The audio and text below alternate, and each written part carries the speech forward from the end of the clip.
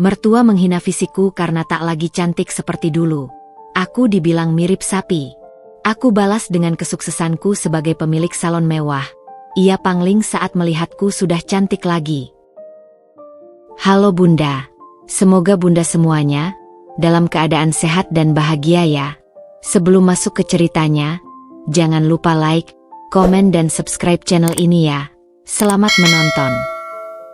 Santi terdiam di depan cermin, jari-jarinya menelusuri garis rahang yang kini tak lagi sejelas dulu. Ada kemasan masker wajah yang belum terpakai di meja rias, tergeletak di samping sikat gigi dan botol lotion bayi. Aroma bedak bayi dan minyak telon yang samar-samar masih melekat di udara kamar. Sudah lama sekali rasanya ia tidak duduk di sini, hanya untuk memandangi dirinya sendiri, apalagi merawat diri. Dulu, cermin ini adalah saksi bisu persiapan riasannya sebelum pemotretan, panggung catwalk, atau sekadar kencan dengan Bimo. Sekarang, cermin itu memantulkan bayangan seorang wanita dengan rambut yang diikat seadanya, lingkaran hitam di bawah mata, dan piyama lusuh. 5 tahun lalu, nama Santi adalah jaminan penjualan majalah. Wajahnya menghiasi sampul-sampul mode, tubuhnya adalah maneken hidup bagi desainer-desainer ternama. Ia adalah primadona yang disebut-sebut mertuanya, Ibu Wati, dengan nada sinis belakangan ini. Hidupnya adalah gemerlap lampu sorot, decak kagum, dan tawaran pekerjaan yang tak ada habisnya. Lalu Bimo datang, dengan senyum menawan dan mata yang memancarkannya kehangatan. Cinta mereka tumbuh cepat. Secepat Santi memutuskan untuk meninggalkan dunia model demi membina rumah tangga. Keputusan yang dulu ia yakini adalah pilihan terbaik, namun kini mulai digerogoti keraguan. 2 anak adalah anugerah terindah. Langit, putra sulungnya yang berusia 4 tahun, dan Bintang, putri bungsunya yang masih bayi, adalah dunia bagi Santi.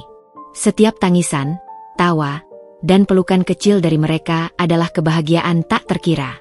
Namun, kebahagiaan itu datang dengan pengorbanan. Malam-malam tanpa tidur, jadwal makan yang tak menentu, dan prioritas yang bergeser sepenuhnya pada kebutuhan anak-anak, mengikis habis waktu untuk dirinya sendiri. Bobot tubuhnya naik hampir 20 kg setelah melahirkan Bintang. Kulitnya kusam, rambutnya rontok, dan senyumnya yang dulu selalu merekah kini terasa berat. Suaminya, Bimo, adalah pria baik, pengertian, dan pekerja keras. Ia mencintai anak-anak mereka dan selalu berusaha meringankan beban Santi sebisa mungkin. Namun, Santi merasa ada jarak yang tercipta. Bimo pulang larut malam, seringkali kelelahan. Obrolan mereka kini lebih banyak berkisar tentang anak-anak, biaya sekolah, atau tagihan bulanan. Pujian manis yang dulu sering ia lontarkan tentang penampilannya kini tak pernah terdengar lagi. Santi tahu Bimo mencintainya, tapi ia juga merasakan bahwa gairah dan kilau dalam pernikahan mereka perlahan memudar, seiring dengan pudarnya kilau dirinya sendiri. Pagi itu, suara cekikikan anak-anak dari ruang tengah dan aroma susu hangat menyeret Santi kembali dari lamunannya. Ia menghela napas, menatap masker wajah di meja. Mungkin nanti, pikirnya. Selalu ada nanti yang tak pernah tiba. Ia bangkit, mengenakan daster favoritnya yang longgar, dan melangkah keluar kamar, siap menyambut hari yang lain dalam peran barunya sebagai ibu rumah tangga seutuhnya. Namun, bayangan, sapi perah, yang sering terbersit di benaknya, atau lebih tepatnya yang mulai dibisikkan orang lain, mulai tumbuh semakin nyata. Siang itu, rumah Ibu Wati dipenuhi riuhnya suara tawa dan denting piring. Acara arisan keluarga besar Bimo selalu menjadi ajang kumpul yang meriah, setidaknya bagi sebagian besar anggota keluarga. Bagi Santi, arisan kali ini terasa seperti panggung eksekusi. Ia duduk di salah satu sudut ruang keluarga, mencoba sebisa mungkin membaur tanpa menarik perhatian. Bintang sedang tidur pulas di gendongannya, sementara Langit asyik bermain mobil-mobilan di karpet bersama sepupunya. Santi sesekali tersenyum tipis menanggapi ajakan bicara dari bibi-bibi Bimo, namun matanya tak bisa lepas dari pantulan dirinya di jendela besar ruang tamu. Ia mengenakan kaftan longgar berwarna gelap, berharap bisa menyamarkan lekuk tubuhnya yang kini tak lagi ramping. Rambutnya ia cepol seadanya, menyisakan beberapa anak rambut yang terurai di pelipis. Sejak pagi, ia sudah berusaha tampil serapi mungkin, tapi rasa lelah dan kurang tidur selalu punya cara untuk meninggalkan jejak di wajahnya. "Santi, sini, nak. Jangan mojok terus." Suara melengking Ibu Wati memecah lamunannya. Ibu Wati, dengan kebaya batik sutra yang anggun dan sanggul rapi, tampak begitu sempurna. Kontras dengan penampilan Santi yang terasa begitu biasa saja. Santi tersenyum canggung dan mendekat, duduk di sofa kosong di samping suaminya, Bimo, yang sedang asyik berbincang dengan pamannya. Bimo menoleh padanya, memberikan senyum singkat yang tidak sampai ke mata. Santi tahu Bimo menyadari ketidaknyamanannya, tapi ia memilih untuk melanjutkan obrolannya. Hati Santi mencelos. Ia berharap suaminya akan menggenggam tangannya, atau setidaknya melontarkan pujian kecil untuk sedikit menguatkan hatinya. Tapi itu tidak terjadi. Kemudian, seperti yang sudah-sudah, perhatian Ibu Wati beralih pada Santi. "Ini menantuku, Santi," kata Ibu Wati kepada Bibi Lastri, sepupu jauh yang jarang bertemu. "Dulu model lo, Bei. Wajahnya sering masuk majalah." Bibi Lastri tersenyum sopan. "Oh ya? Wah, pantas saja anaknya cakep-cakep." Ibu Wati tertawa, tawa yang terdengar agak sumbang di telinga Santi. "Iya, anaknya memang nurun bapaknya juga. Tapi kalau Santi, lihat sendiri sekarang, Bei. Dulu badannya bagus, langsing. Sekarang..." Ibu Wati melirik Santi dari ujung kepala sampai kaki, lalu tersenyum getir. "Ya namanya juga sudah punya anak 2. Ya, wajar kalau badan melar kemana-mana. Mirip sapi perah saja, ya."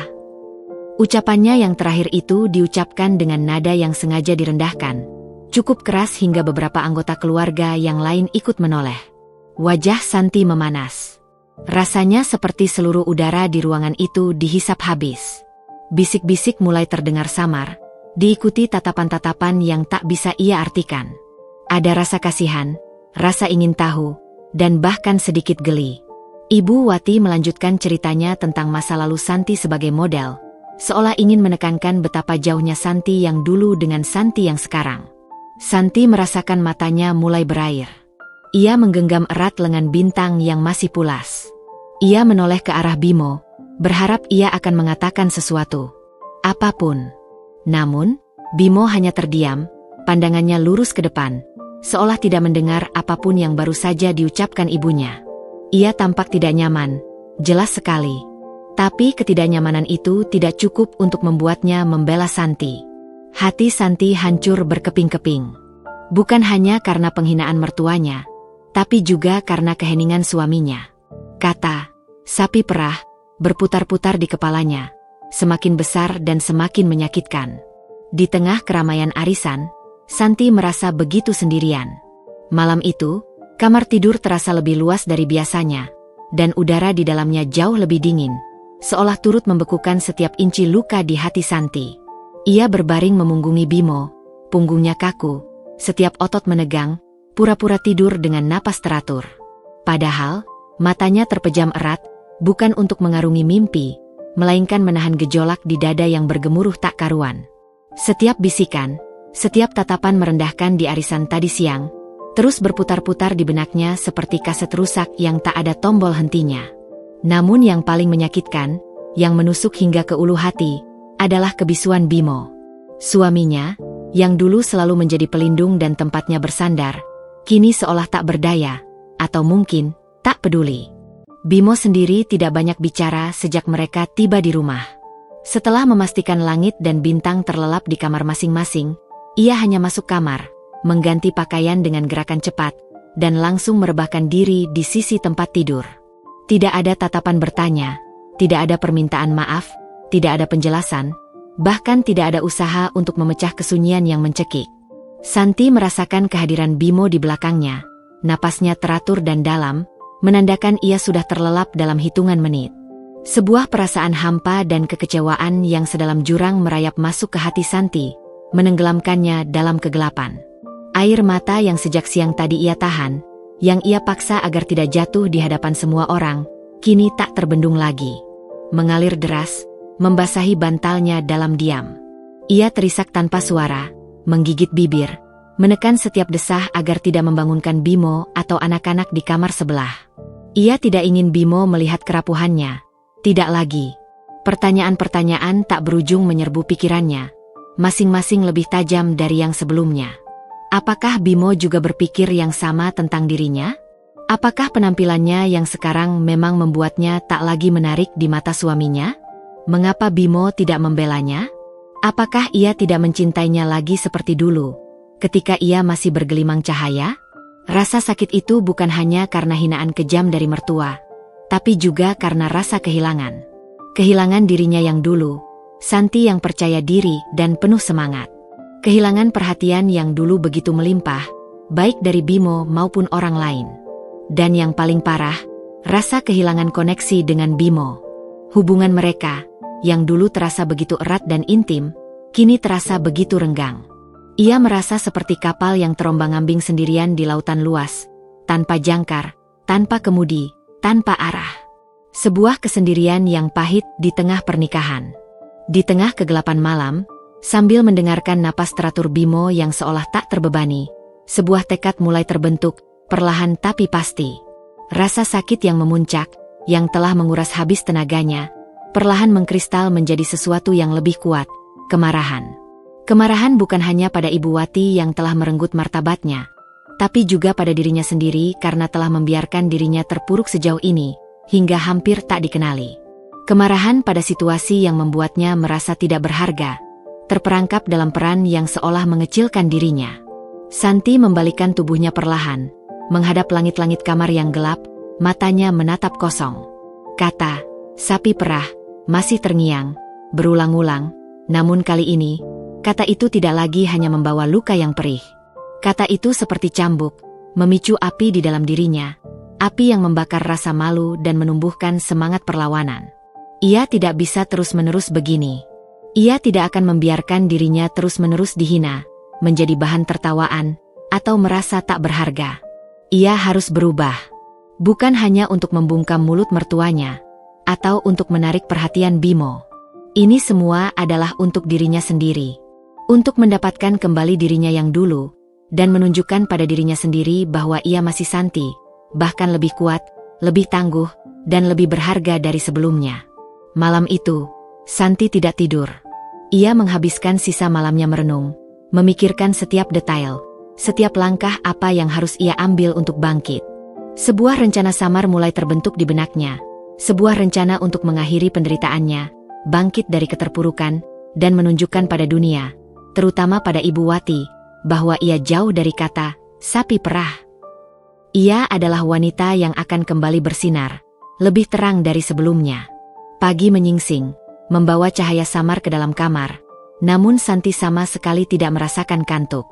Mata sembabnya, sisa tangis semalam, menatap tajam ke layar laptop yang menyala redup, menampilkan halaman-halaman pencarian tentang kursus kecantikan. Semalaman suntuk, setelah keheningan Bimo terasa seperti tembok tak kasat mata yang memisahkan mereka, ia telah menelusuri berbagai opsi dengan kecepatan luar biasa. Dari salon-salon kecil di pelosok kota yang hanya menawarkan kursus dasar, hingga lembaga kursus bersertifikat internasional dengan biaya selangit, ia memeriksa semuanya dengan cermat. Setiap ulasan, setiap silabus, setiap harga, ia teliti. Dulu, dunia kecantikan adalah hal yang akrab, bahkan mendarah daging, baginya. Sebagai model profesional, ia selalu dikelilingi penata rias ternama, penata rambut yang piawai, dan ahli perawatan kulit yang memahami setiap inci kebutuhan kulit. Ia mengamati cara mereka bekerja dengan detail, mendengarkan obrolan mereka tentang tren terbaru dari Paris hingga New York, dan merasakan sentuhan ajaib tangan-tangan profesional itu yang bisa mengubah seseorang dalam hitungan menit. Pengetahuan dasar tentang komposisi kosmetik, teknik pengaplikasian, hingga jenis-jenis kulit sudah ia miliki, setidaknya secara pasif. Sekarang, ia ingin mengubahnya menjadi pengetahuan aktif, keahlian yang bisa ia genggam sendiri, yang bisa memberinya kekuatan nyata. Fokusnya kemudian tertuju pada sebuah iklan yang menonjol. Kursus kilat tata rias dan perawatan kulit profesional, belajar dari ahlinya, langsung praktik. Lembaga itu, yang bernama Glamour Academy Online, menawarkan paket daring yang sangat fleksibel, lengkap dengan video tutorial berkualitas tinggi, modul tertulis yang komprehensif, dan yang paling penting, sesi tanya jawab langsung dengan instruktur melalui video conference. Fitur ini adalah kuncinya. Dengan 2 anak kecil yang masih sangat membutuhkan perhatian penuh, keluar rumah untuk kursus reguler dengan jadwal yang kaku adalah hal yang mustahil. Kelas daring adalah satu-satunya jalan, sebuah jembatan menuju ambisinya yang mulai hidup kembali. Santi membuka modul kurikulum dengan jemari gemetar namun penuh antusiasme. Ada pelajaran tentang dasar-dasar make-up natural hingga glamour, teknik contouring dan highlighting yang dulu hanya ia rasakan di wajahnya, panduan perawatan kulit kering, berminyak, kombinasi, hingga anti penuaan, bahkan cara merawat rambut dan kuku secara profesional. Otaknya yang sudah lama tidak diasah untuk belajar hal-hal baru, yang selama ini hanya terisi daftar belanja dan jadwal imunisasi anak, kini terasa hidup kembali, bersemangat menerima informasi baru. Semangat yang sempat padam perlahan mulai membara, memancarkan kehangatan di tengah dinginnya kekecewaan semalam. Ini bukan hanya tentang belajar merias wajah, tapi tentang merestorasi dirinya yang utuh. Yang paling membuatnya tertarik, bahkan membuat hatinya berdesir kencang, adalah bagian akhir kurikulum yang mencakup manajemen salon dan strategi pemasaran kecil-kecilan untuk bisnis kecantikan. Pikirannya langsung melayang, melampaui sekadar menjadi perias. Bagaimana jika suatu hari nanti ia bisa punya salon sendiri? Sebuah tempat di mana setiap wanita bisa merasa cantik, dihargai, dan dimuliakan, tanpa memandang bentuk tubuh, usia, atau status sosial. Sebuah tempat yang ia bangun dengan keringatnya sendiri, sebagai bukti nyata bahwa ia lebih dari sekadar sapi perah yang dicemooh mertuanya. Sebuah tempat di mana ia bisa menjadi ratu di kerajaannya sendiri. Untuk sesaat, ia melupakan rasa sakit semalam. Hinaan Ibu Wati, kebisuan Bimo, semua itu terasa kabur, seperti suara yang dikecilkan. Di balik gambaran masa depan yang mulai terbentuk begitu jelas di benaknya. Ini adalah secercah harapan. Sebuah tangga kecil yang bisa ia pijak untuk mendaki keluar dari lubang keterpurukan yang ia rasakan. Ini adalah kesempatan untuk mendefinisikan ulang dirinya. Tentu saja, ia tahu ini tidak akan mudah. Kendala utama yang segera muncul di benaknya adalah uang. Tabungan keluarga sebagian besar sudah dialokasikan untuk kebutuhan anak-anak, biaya sekolah langit, dan cicilan rumah yang menggunung. Lalu ada juga waktu, sumber daya paling berharga dan langka baginya sebagai ibu rumah tangga dengan 2 anak kecil. Apakah ia sanggup membagi fokusnya? Apakah ia sanggup mengorbankan sisa-sisa waktu istirahatnya? Tapi, ia merasa tekadnya kini lebih besar dari segala rintangan itu. Rasa sakit dan kemarahan telah bertransformasi menjadi bahan bakar. Dengan napas mantap, Santi menghela napas panjang, menatap foto profil instruktur kursus yang tersenyum ramah di layar. Tanpa ragu, ia mengeklik tombol daftar dan mulai mengisi formulir pendaftaran. Keputusan itu terasa seperti langkah pertama yang berat. Namun setiap tekanan jari pada keyboard memberinya sensasi kekuatan yang luar biasa. Ini adalah permulaan dari sebuah perjalanan panjang. Perjalanan untuk menemukan kembali Santi, yang lebih kuat, lebih berharga, dan lebih bersinar dari sebelumnya. Beberapa hari setelah Santi memberanikan diri mendaftar kursus kecantikan online, rutinitas di rumah tangga mereka terasa berbeda. Meski perubahan itu tak kasat mata bagi orang lain, terutama Bimo.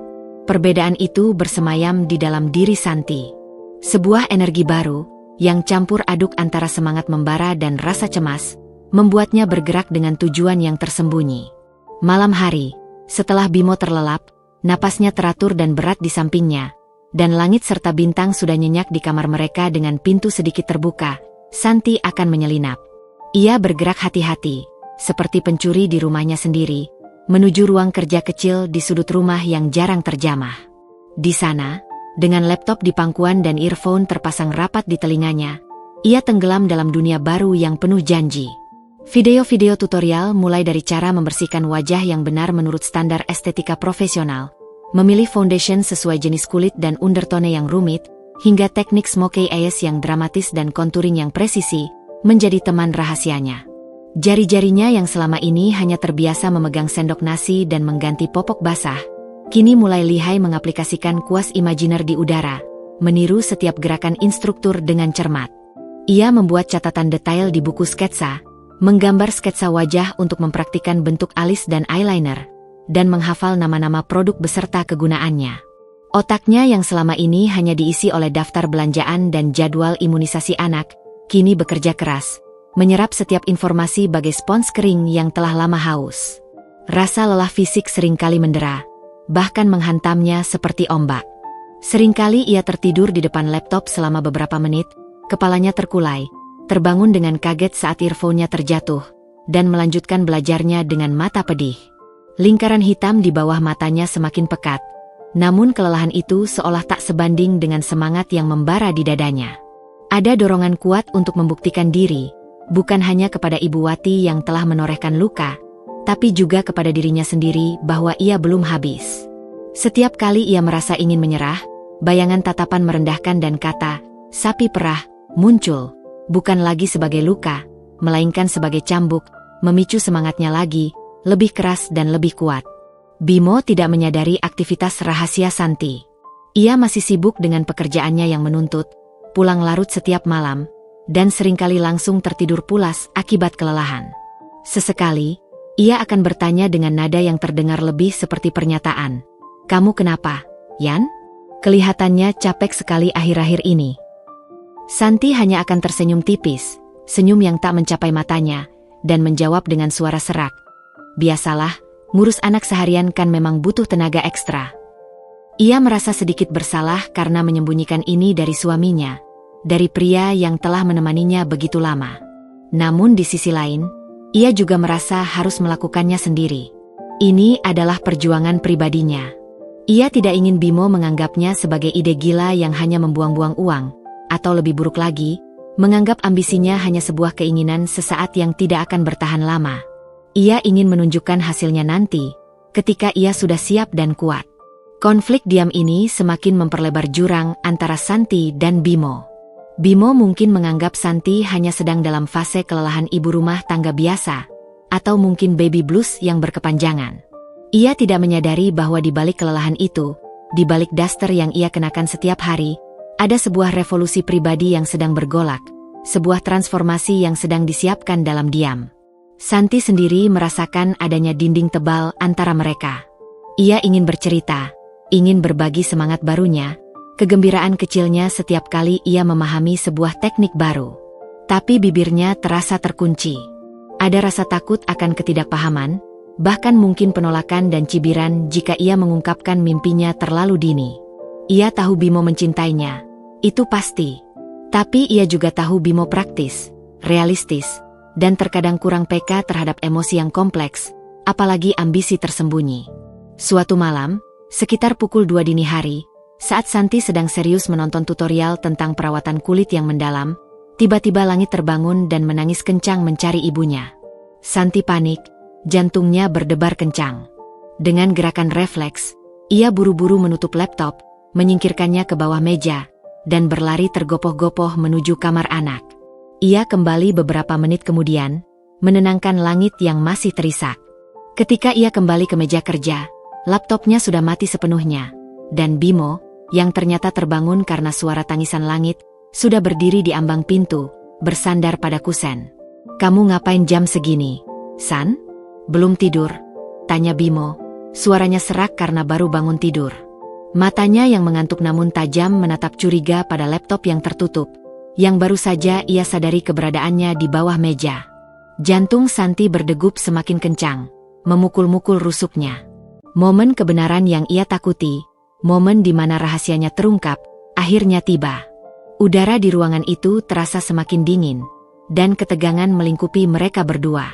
Keputusan Bimo untuk menertawakan dan meremehkan mimpinya justru menjadi bahan bakar terbesar bagi Santi, menyulut api yang kini membara di dadanya. Kata-kata aneh-aneh, dan tidak ada gunanya, yang keluar dari bibir suaminya terus terngiang, bukan lagi sebagai ejekan yang menyakitkan, melainkan sebagai tantangan yang memacu adrenalin. Sejak malam konfrontasi itu, jadwal rahasia Santi semakin ketat dan teratur, seolah ia tengah menjalani sebuah misi penting. Ia mengorbankan setiap menit luang yang ia miliki, waktu istirahat yang seharusnya ia gunakan untuk memulihkan diri. Tidur malamnya semakin berkurang drastis, seringkali hanya 4 atau 5 jam yang berkualitas. Sisanya adalah kantuk yang ia paksa untuk tetap terjaga. Siang hari, di sela-sela rutinitas padat mengurus langit dan bintang yang aktif, ia akan mencuri-curi waktu untuk membaca modul kursus yang tebal atau menonton ulang video tutorial yang rumit, seringkali dengan volume sangat rendah agar tak membangunkan anak-anak. Dapur yang tadinya hanya menjadi tempatnya memasak makanan sehari-hari, kini juga bertransformasi menjadi laboratorium pribadinya. Setelah anak-anak tidur siang, atau saat Bimo pergi bekerja, ia akan mengambil beberapa bahan dapur sederhana seperti madu murni, oatmeal, yogurt tawar, atau bahkan ampas teh hijau. Dengan teliti, ia mencoba membuat masker wajah alami yang ia pelajari dari modul kursus daringnya. Wajahnya sendiri menjadi model percobaan pertamanya. Ia mengaplikasikan ramuan itu dengan hati-hati, membiarkannya meresap, dan membersihkannya dengan gerakan lembut yang ia pelajari. Perlahan, ia mulai merasakan perubahan. Kulitnya yang dulu kusam dan kering, kini terasa lebih kenyal dan lembab. Pori-porinya mengecil, dan lingkaran hitam di bawah matanya, meski masih ada jejak kelelahan, mulai memudar, sebuah bukti kecil dari usahanya.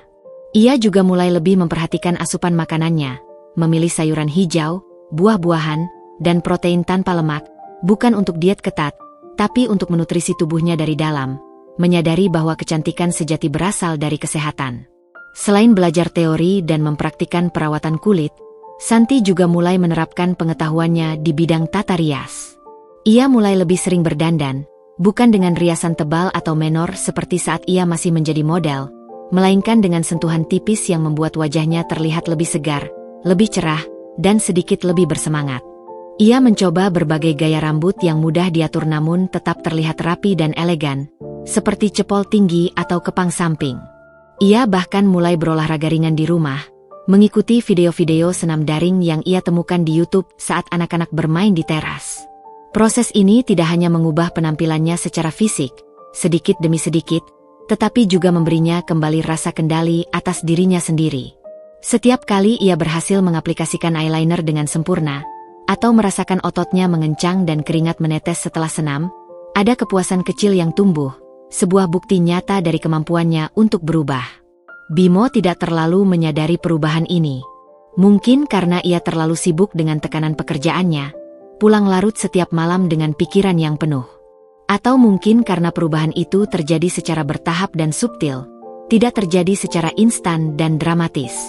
Ia hanya melihat Santi yang sedikit lebih segar di pagi hari, atau terkadang melihatnya tersenyum sendiri sambil memegang cermin kecil.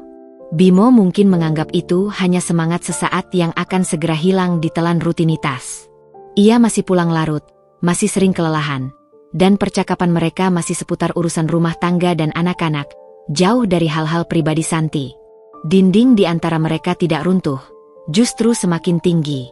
Santi tidak lagi berusaha menjelaskan apapun tentang kursusnya. Ia hanya mengangguk, tersenyum, dan terus menjalankan rencananya dalam diam, dengan tekad yang semakin membaja. Hubungannya dengan Ibu Wati juga tidak berubah. Setiap kali ada kunjungan atau kumpul keluarga, Ibu Wati masih melontarkan sindiran halus tentang penampilannya yang melar, atau tentang betapa sulitnya menjadi ibu rumah tangga dan lupa merawat diri setelah punya anak. Bahkan kadang ia akan menambahkan, "Sudahlah, Santi, yang penting anak-anak sehat. Jangan pusingkan penampilan. Toh suamimu juga terima apa adanya." Namun, kini sindiran itu tidak lagi menusuk Santi sedalam dulu. Ada perisai tak kasat mata yang terbentuk di hatinya. Santi membalasnya dengan senyuman kecil yang tenang dan anggukan, sementara di dalam hatinya, ia menyimpan rahasia tentang transformasi besar yang sedang ia jalani. Ia tahu, suatu hari nanti, senyumnya akan menjadi jawaban paling nyata dan telak atas setiap hinaan yang pernah ia terima. 6 bulan berlalu sejak Santi memulai kursus kecantikan online itu. Waktu yang terasa sangat panjang namun juga begitu cepat berlalu. Transformasinya, yang dimulai secara diam-diam di balik dinding rumah dan dari dalam dirinya, kini mulai memancarkan kilau di luar, semakin sulit untuk diabaikan. Ia telah menyelesaikan seluruh modul kursus tata rias dan perawatan kulit, bahkan beberapa materi tambahan tentang hairstyling dan manajemen klien. Pengetahuannya meluas dari sekadar teori pasif yang ia tangkap sekilas di belakang panggung mode, kini menjadi keahlian praktis yang mumpuni, siap diuji. Kulitnya kini tampak sehat bercahaya, tidak lagi kusam atau dipenuhi noda kelelahan. Rambutnya yang tadinya kusam dan seringkali hanya diikat seadanya, kini lebih terawat, berkilau, dan seringkali ditata dengan gaya sederhana namun elegan. Dan tubuhnya, meskipun belum kembali ramping seperti masa model dulu, sudah jauh lebih kencang dan proporsional berkat konsistensi berolahraga ringan di pagi hari dan pola makan sehat yang ia terapkan dengan disiplin. Yang paling kentara dan paling berharga adalah sorot matanya yang kembali memancarkan percaya diri, semangat, dan secercah harapan yang dulu sempat padam. Pada suatu sore yang cerah di Batang, saat Santi sedang menemani Langit bermain di taman komplek perumahan yang asri, ia tak sengaja bertemu dengan Anya. Anya adalah teman SMA-nya, yang dulu juga sempat berkecimpung di dunia modeling, meskipun tidak sesukses Santi. Anya kini memiliki butik busana muslim yang cukup sukses dan terkenal di kota. Mereka bertukar cerita, mengenang masa lalu yang gemilang, dan Anya tak henti-hentinya memuji perubahan penampilan Santi yang begitu drastis namun positif. "Santi, kamu kok bisa sih sekarang begini? Glow up-nya parah banget," seru Anya, matanya berbinar kagum, memandang Santi dari ujung rambut hingga ujung kaki. "Jujur, dulu aku ketemu kamu pas lebaran, agak pangling dan kaget. Tapi sekarang, wow, apa rahasianya? Perawatan di mana? Kok bisa secepat ini?" Santi tersenyum. Kali ini senyumnya tulus dan penuh makna, bukan lagi senyum paksaan. "Rahasiaku? Ya, belajar lagi, Yan," jawabnya ringan, namun ada nada bangga dalam suaranya. "Aku ambil kursus kecantikan online, dari nol lagi." Ia kemudian menceritakan sedikit tentang perjalanannya belajar, tentang modul-modul yang ia tekuni di tengah malam, dan tentang semangatnya untuk menemukan kembali dirinya, tanpa sedikit pun menyebutkan hinaan mertuanya atau keraguan Bimo. Ia hanya fokus pada sisi positif dari pilihannya. Anya mendengarkan dengan antusias, sesekali mengangguk-angguk. Tiba-tiba, sebuah ide melintas di benaknya. Wajahnya langsung berbinar cerah. "Santi, kebetulan banget. Kamu tahu kan butikku mau bikin mini fashion show untuk launching koleksi lebaran terbaru? Aku lagi pusing cari penata rias dan penata rambut yang bagus tapi budgetnya masuk. Biasanya aku pakai dari salon langganan, tapi harganya selangit dan seringkali overbooked. Kamu mau bantu aku? Aku bayar kok, sesuai standar profesional." Jantung Santi berdesir, berdegup kencang seperti genderang perang. Ini adalah kesempatan tak terduga, sebuah pintu yang terbuka lebar di hadapannya. Mimpinya untuk berpraktik, mengaplikasikan semua ilmu yang telah ia serap, dan bahkan menghasilkan uang dari keahlian barunya seolah selangkah lebih dekat, bahkan lebih cepat dari yang ia bayangkan. Namun, keraguan juga muncul, secepat kilat. Ini adalah proyek besar pertamanya di dunia nyata. Bagaimana jika ia gagal? Bagaimana jika hasilnya tidak sesuai ekspektasi Anya? Dan yang paling penting, bagaimana dengan langit dan bintang? Apakah ia sanggup membagi waktu dan perhatian? Tapi, Yan, aku kan belum pernah pegang proyek sebesar itu. Aku cuma belajar online. Belum punya pengalaman praktik langsung di acara. Ucap Santi hati-hati, ada sedikit nada cemas dalam suaranya. Ia menimbang-nimbang risiko dan peluang. Anya menepuk lengannya, meyakinkan. "Justru itu. Ini kesempatan emas buat kamu unjuk gigi, Santi. Aku percaya sama kamu. Dari caramu bercerita, aku tahu kamu serius dan punya potensi. Soal anak-anak, bisa kita atur jadwalnya biar tidak bentrok.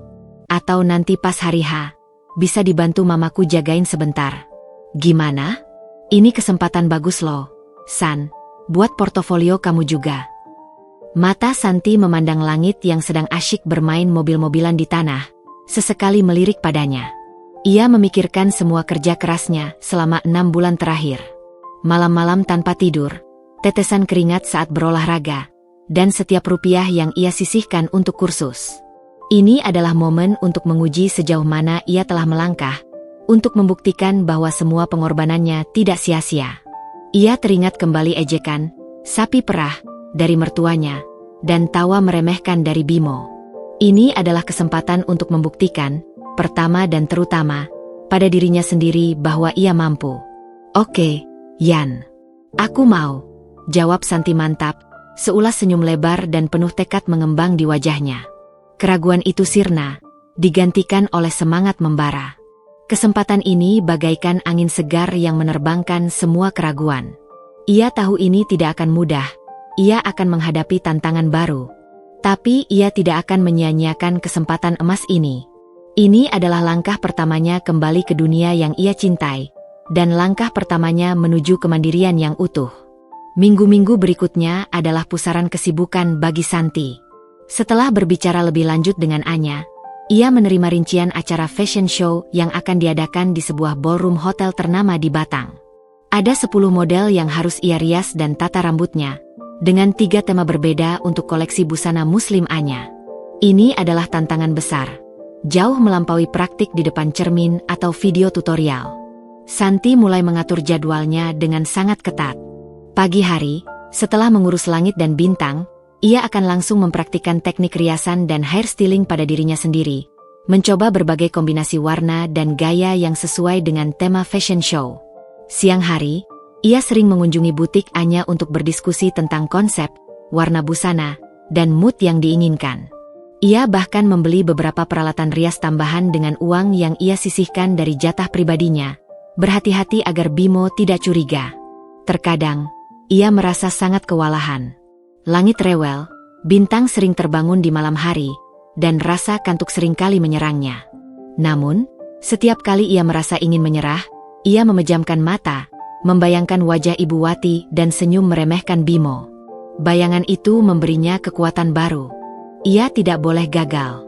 Ini bukan hanya tentang membantu Anya, tapi tentang membuktikan kemampuannya. Bimo masih tidak menyadari sepenuhnya apa yang sedang Santi kerjakan. Ia tahu Santi membantu Anya untuk acara butiknya, tapi ia mungkin mengira itu hanya sebatas membantu-bantu ringan, bukan sebagai penata rias utama.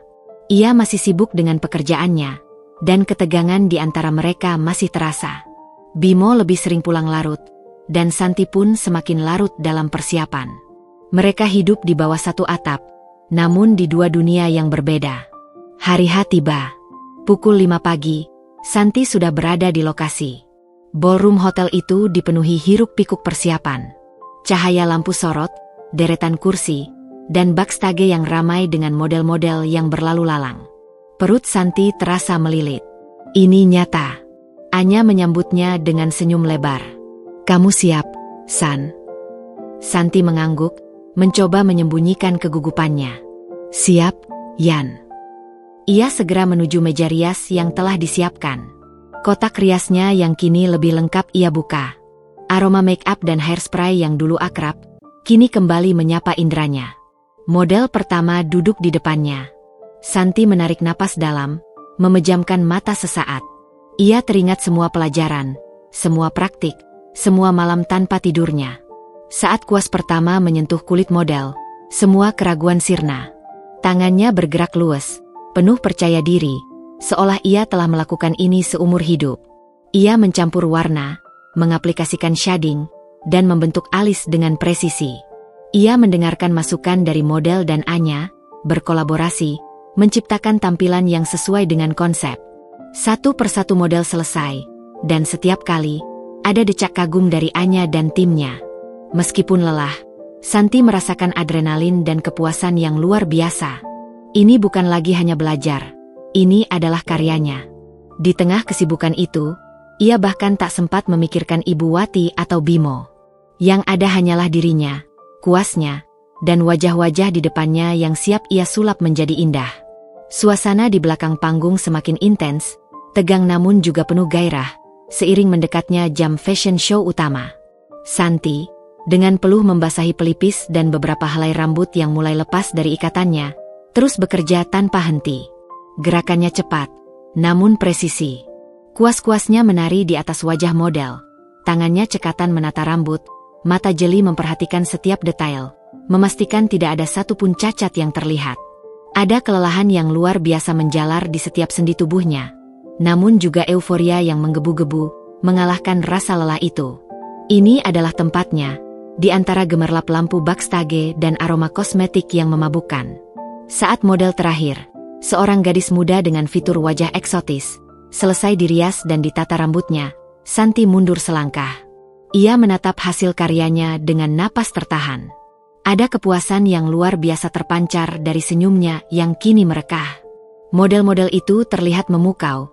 Riasan dan tatanan rambut mereka berpadu sempurna dengan koleksi busana muslim Anya yang elegan dan modern. Setiap detail, mulai dari eyeshadow yang berkilau hingga lipstik yang tepat, semuanya terasa pas. Santi, ini luar biasa. Kamu hebat sekali. Anya berseru, mendekat dan memeluk Santi erat.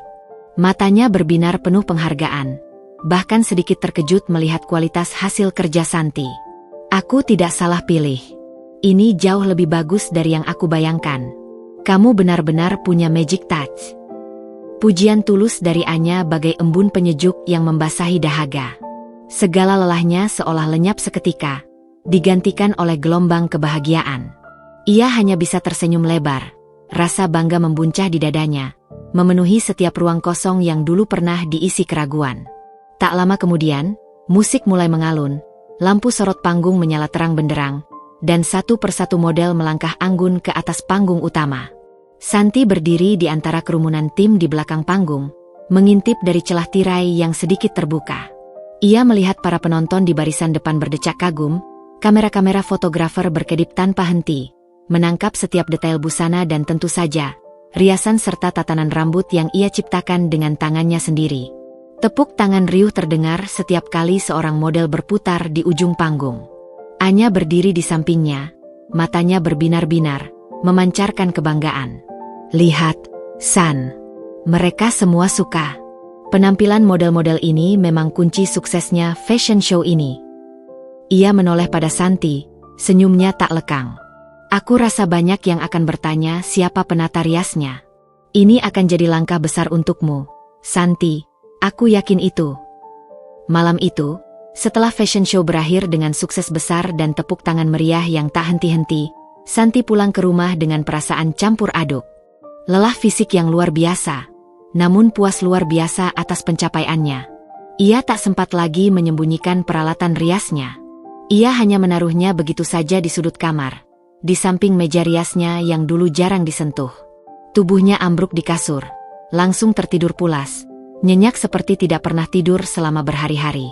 Keesokan paginya, ia terbangun lebih segar dari biasanya, seolah energinya telah terisi penuh.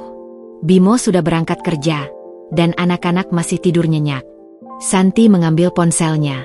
Ada banyak pesan dari Anya, memuji dan mengucapkan terima kasih berulang kali, bahkan mengirimkan foto-foto model di panggung yang terlihat sangat profesional. Lalu, ada satu pesan lagi yang menarik perhatiannya. Sebuah pesan yang membuat jantungnya berdegup kencang dengan irama yang berbeda. Santi, beberapa butik lain dan penyelenggara acara bertanya tentangmu. Mereka minta kontakmu untuk proyek selanjutnya. Aku berikan ya. Ini peluang besar, San. Jangan disia-siakan. Jantung Santi berdegup kencang. Kali ini bukan karena gugup, melainkan karena kegembiraan yang meluap-luap. Ini adalah awal. Sebuah pintu baru telah terbuka lebar, jauh lebih lebar dari yang ia bayangkan. Ia telah membuktikan dirinya mampu, bukan hanya pada Anya, tapi pada dirinya sendiri. Kilau yang dulu ia kira telah memudar, kini kembali memancar, bahkan lebih terang, menandakan babak baru dalam hidupnya telah dimulai. Sejak fashion show Anya yang sukses besar itu, hidup Santi berubah drastis, berputar pada poros yang berbeda. Ponselnya tak henti berdering dengan tawaran pekerjaan, baik dari Anya sendiri untuk proyek-proyek butik lainnya, maupun dari kenalan-kenalan baru yang mendengar namanya. Awalnya, ia mengambil proyek-proyek kecil, rias pengantin untuk kenalan dekat, make up untuk sesi foto keluarga di studio lokal, atau event ulang tahun anak-anak di lingkungan perumahan. Setiap proyek ia kerjakan dengan totalitas, mengerahkan semua ilmu dan passion yang ia miliki. Hasilnya selalu memuaskan klien, dan kabar baik menyebar dari mulut ke mulut, bagaikan api yang menjalar di padang kering. Nama Santi mulai dikenal luas di Batang sebagai penata rias berbakat yang profesional, ramah, dan memiliki sentuhan magis. Ia bahkan membuat akun media sosial sederhana di Instagram untuk memamerkan portofolionya, mengunggah foto-foto before after kliennya, dan jumlah pengikutnya terus bertambah secara organik. Uang mulai mengalir masuk, walau belum seberapa besar jika dibandingkan dengan penghasilan Bimo. Namun, setiap rupiah yang ia hasilkan terasa begitu berarti, jauh lebih berharga dari sekadar nominal. Uang itu cukup untuk membeli peralatan rias yang lebih lengkap dan berkualitas, mengikuti seminar online lanjutan untuk meningkatkan keahliannya, dan bahkan menyisihkan sedikit untuk tabungan pribadinya yang ia impikan untuk modal usaha yang lebih besar. Setiap rupiah adalah bukti nyata dari kemandirian dan kemampuannya untuk bangkit, sebuah validasi atas kerja kerasnya.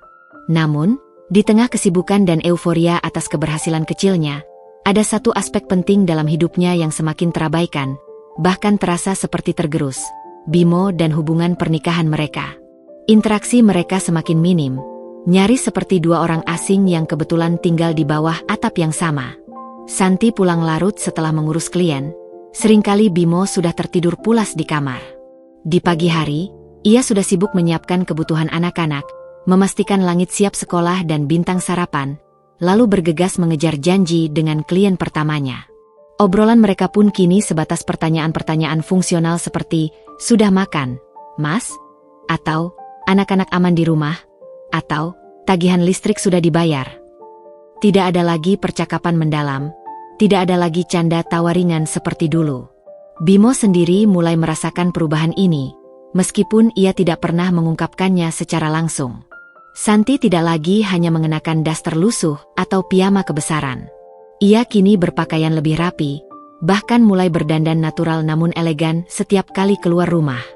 Ada kilau di matanya yang dulu redup, kini memancarkan semangat dan kepercayaan diri.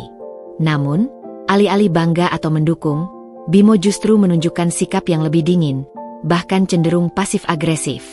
Ia sesekali melontarkan sindiran. "Wah, sibuk sekali ya sekarang, Nyonya Salon. Sampai anak-anak jadi jarang diperhatikan." Atau, "Sudah jadi artis sekarang, ya? Sampai lupa waktu." Santi akan menanggapi dengan tenang, berusaha menjaga emosinya. "Aku selalu usahakan yang terbaik untuk anak-anak, Mas. Lagi pula, ini kan juga demi masa depan mereka, agar kita bisa punya penghasilan tambahan." Ia mencoba menjelaskan, berharap Bimo akan memahami. Namun, Bimo hanya akan mendengus. "Masa depan apa? Jangan-jangan cuma buang-buang waktu saja, nanti juga bosan." Ia akan mengalihkan pandangan, atau sibuk dengan ponselnya, mengakhiri percakapan tanpa memberi ruang bagi Santi untuk menjelaskan lebih lanjut. Nada sinis itu melukai, menusuk hati Santi. Namun, ia memilih untuk tidak membalas dengan kemarahan. Ia tahu, di balik sindiran Bimo, mungkin ada rasa cemburu yang tersembunyi, atau bahkan ketidaknyamanan yang mendalam karena perubahan peran mereka. Dulu, Santi sepenuhnya bergantung padanya, baik secara finansial maupun emosional. Kini, Santi mulai mandiri, menemukan jalannya sendiri. Bimo, yang terbiasa menjadi satu-satunya penyedia nafkah dan pusat dunia Santi, mungkin merasa posisinya terancam atau tidak lagi dibutuhkan. Ia tidak terbiasa melihat Santi dengan ambisi dan semangat sebesar ini, apalagi yang datang dari dunia yang dulu ia anggap sepele. Konflik di antara mereka bukan lagi pertengkaran yang meledak-ledak, melainkan sebuah pertarungan diam yang dingin dan menyakitkan. Bimo menunjukkan ketidaksetujuannya melalui sindiran, sikap dingin, dan penarikan diri, sementara Santi membalasnya dengan fokus pada pekerjaannya, pembuktian melalui hasil nyata, dan menjaga jarak emosional. Jarak emosional di antara mereka semakin lebar, seiring dengan semakin majunya roda usaha Santi. Santi merasa ia melangkah maju dengan pasti, namun Bimo seolah stagnan di tempatnya, enggan memahami atau mendukung arah baru hidup istrinya. 1,5 tahun berlalu dengan kecepatan yang tak terduga, seolah waktu berpacu seiring dengan ambisi Santi. Salon, Pesona Santi, kini berdiri megah di salah satu jalan utama kota Batang, menarik perhatian siapapun yang melintas. Dari sebuah ruko kecil yang dulu hanya ada dalam impian Santi yang samar, kini ia memiliki sebuah salon dengan interior modern minimalis yang elegan, memadukan sentuhan estetika Jawa modern dengan kemewahan urban. Peralatan canggih berjejer rapi, mulai dari kursi styling yang ergonomis hingga mesin facial berteknologi tinggi. Tim karyawannya pun sudah berkembang, terdiri dari para profesional muda yang berdedikasi dan memiliki skill mumpuni. Namanya tak hanya dikenal di Batang, tapi juga mulai menyebar ke kota-kota tetangga, bahkan beberapa klien datang dari Semarang atau Pekalongan. Kliennya bukan lagi hanya teman-teman atau kenalan lama, melainkan wanita-wanita karir sukses, sosialita kota, hingga selebgram lokal yang datang dari berbagai kalangan. Jadwal Santi penuh, bahkan harus dipesan jauh-jauh hari saking banyaknya permintaan. Ia telah membuktikan dirinya tidak hanya sebagai penata rias berbakat, tetapi juga sebagai pebisnis yang visioner dan mampu mewujudkan impiannya. Secara finansial, Santi kini jauh lebih mandiri. Penghasilannya, yang dulu dianggap tidak jelas oleh Bimo, kini bahkan melebihi gaji suaminya, meskipun ia tidak pernah membicarakannya secara terang-terangan. Ia bisa memberikan yang terbaik untuk langit dan bintang, mengirim mereka ke sekolah favorit dengan fasilitas lengkap, dan memenuhi setiap kebutuhan mereka tanpa ragu atau harus berhemat ketat.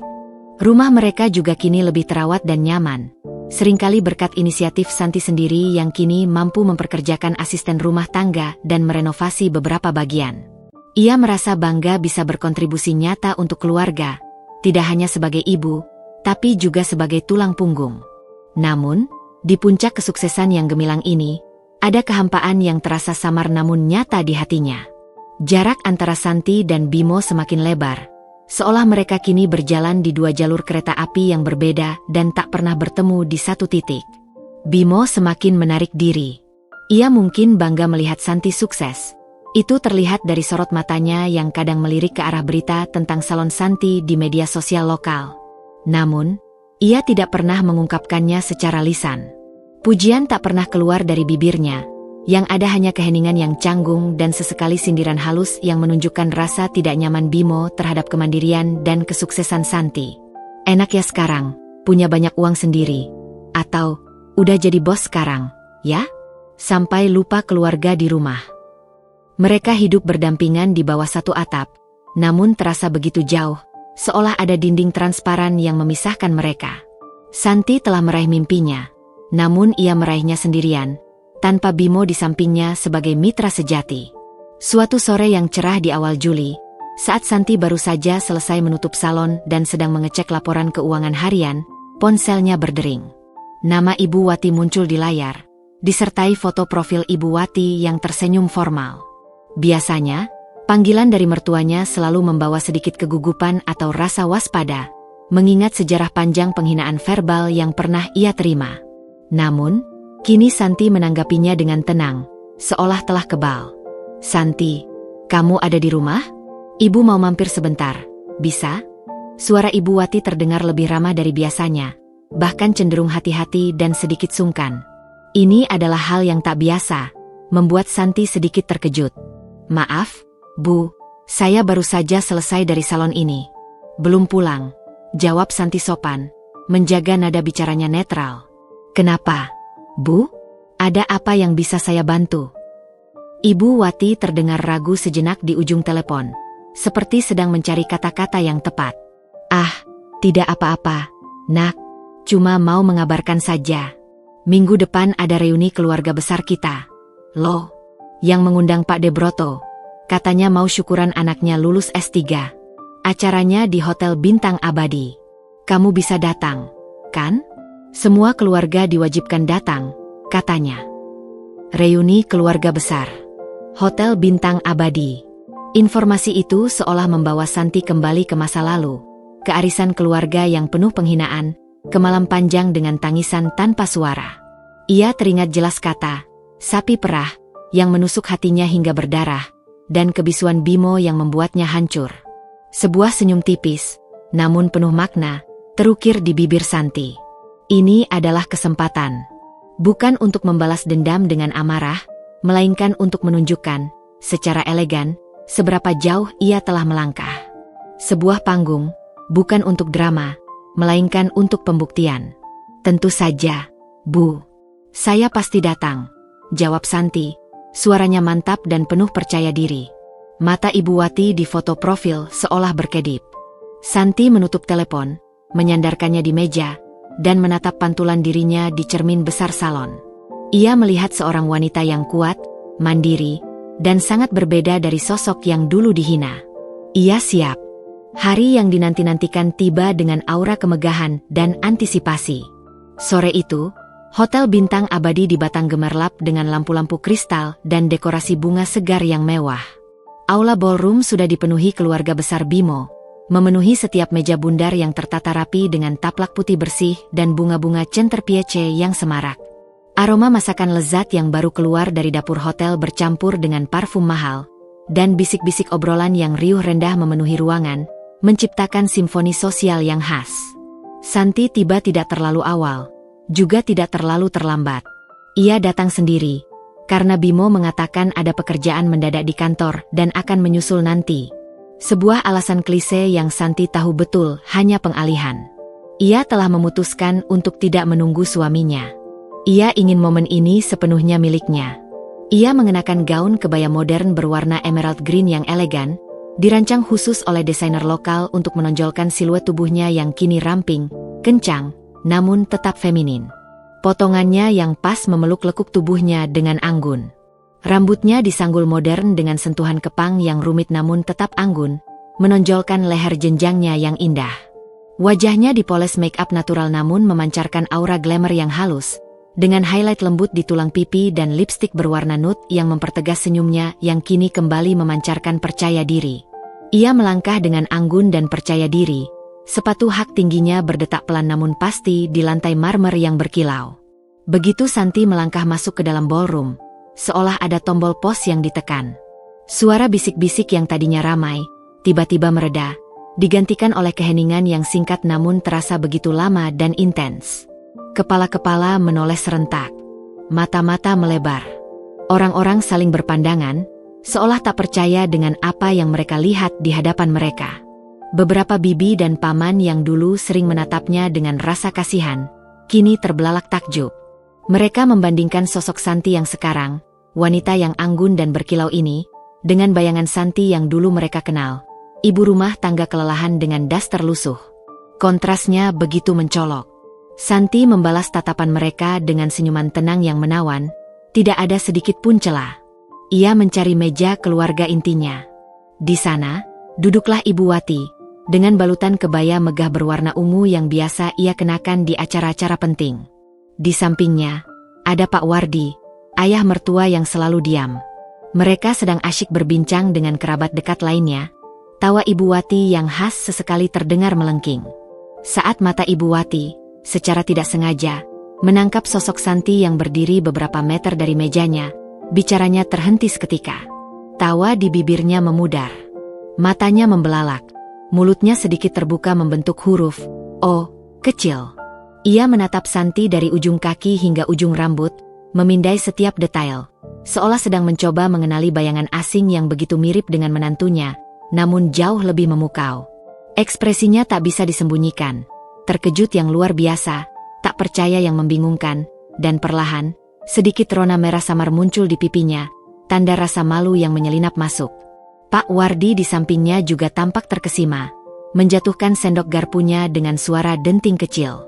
Santi melangkah mendekat, perlahan namun pasti, setiap langkahnya penuh keyakinan. Ia berdiri di samping meja mereka.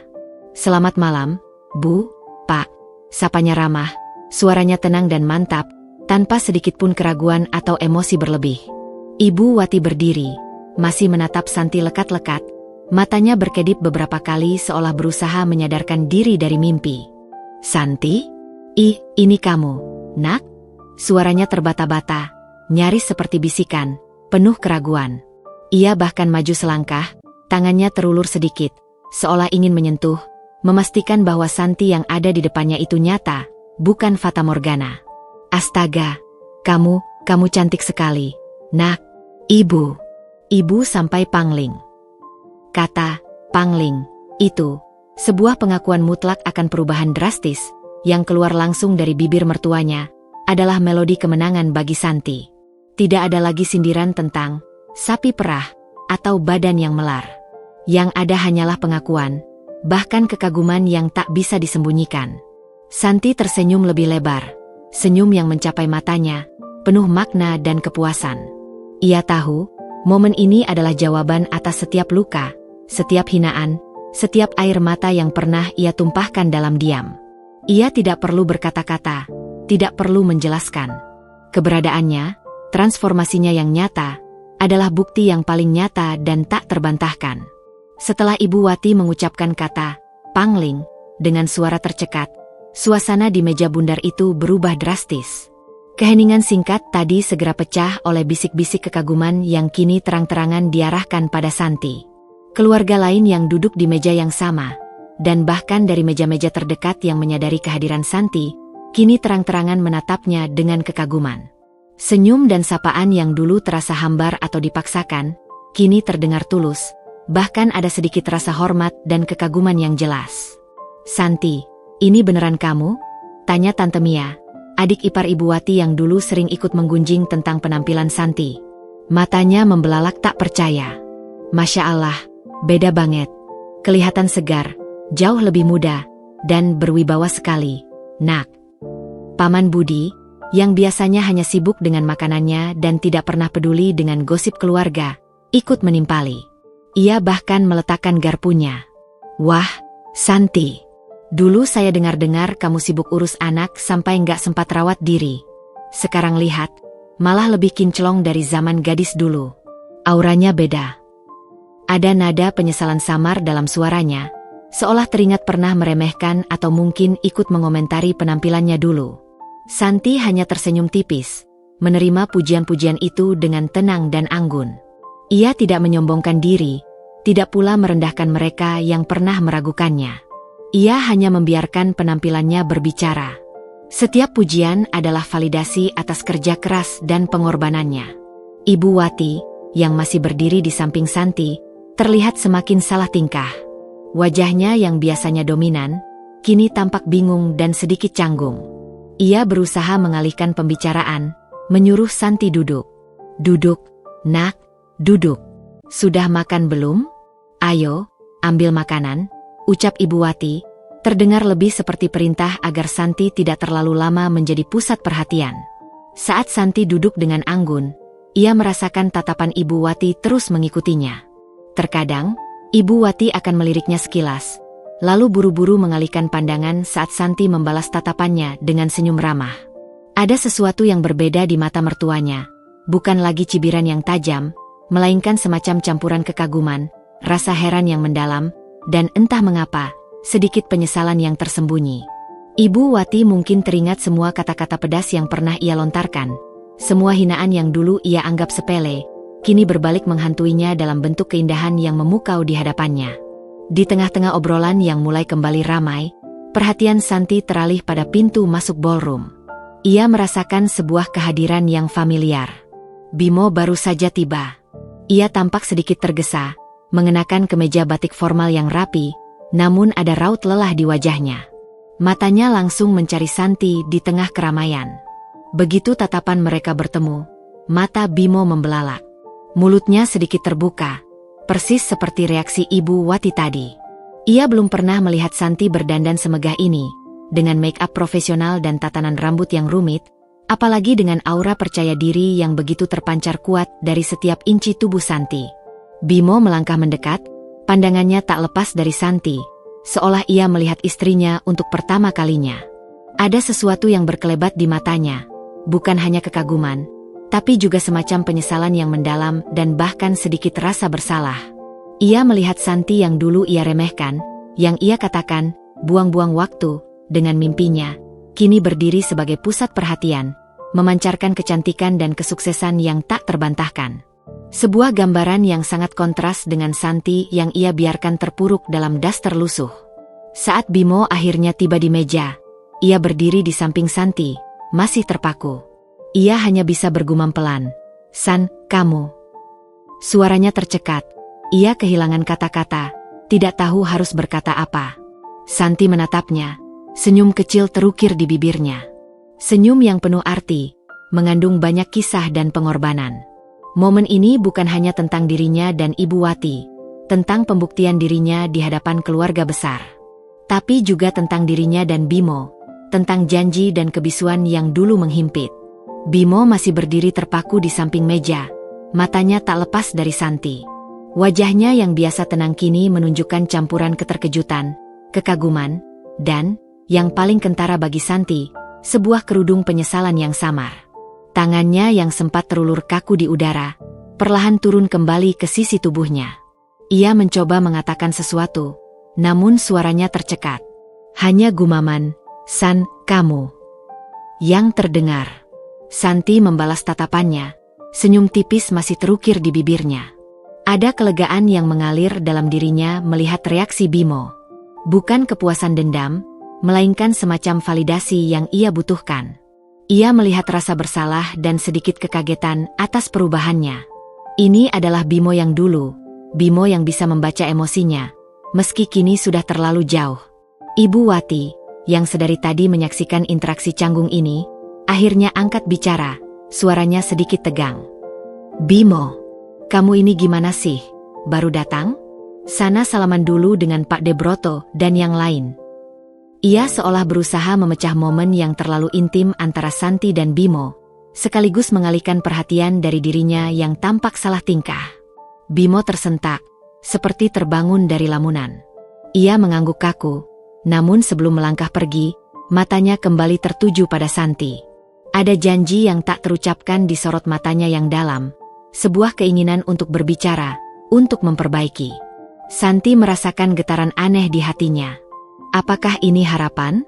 Atau hanya ilusi semata? Ia hanya mengangguk kecil, membiarkan Bimo pergi untuk menyapa kerabat lain.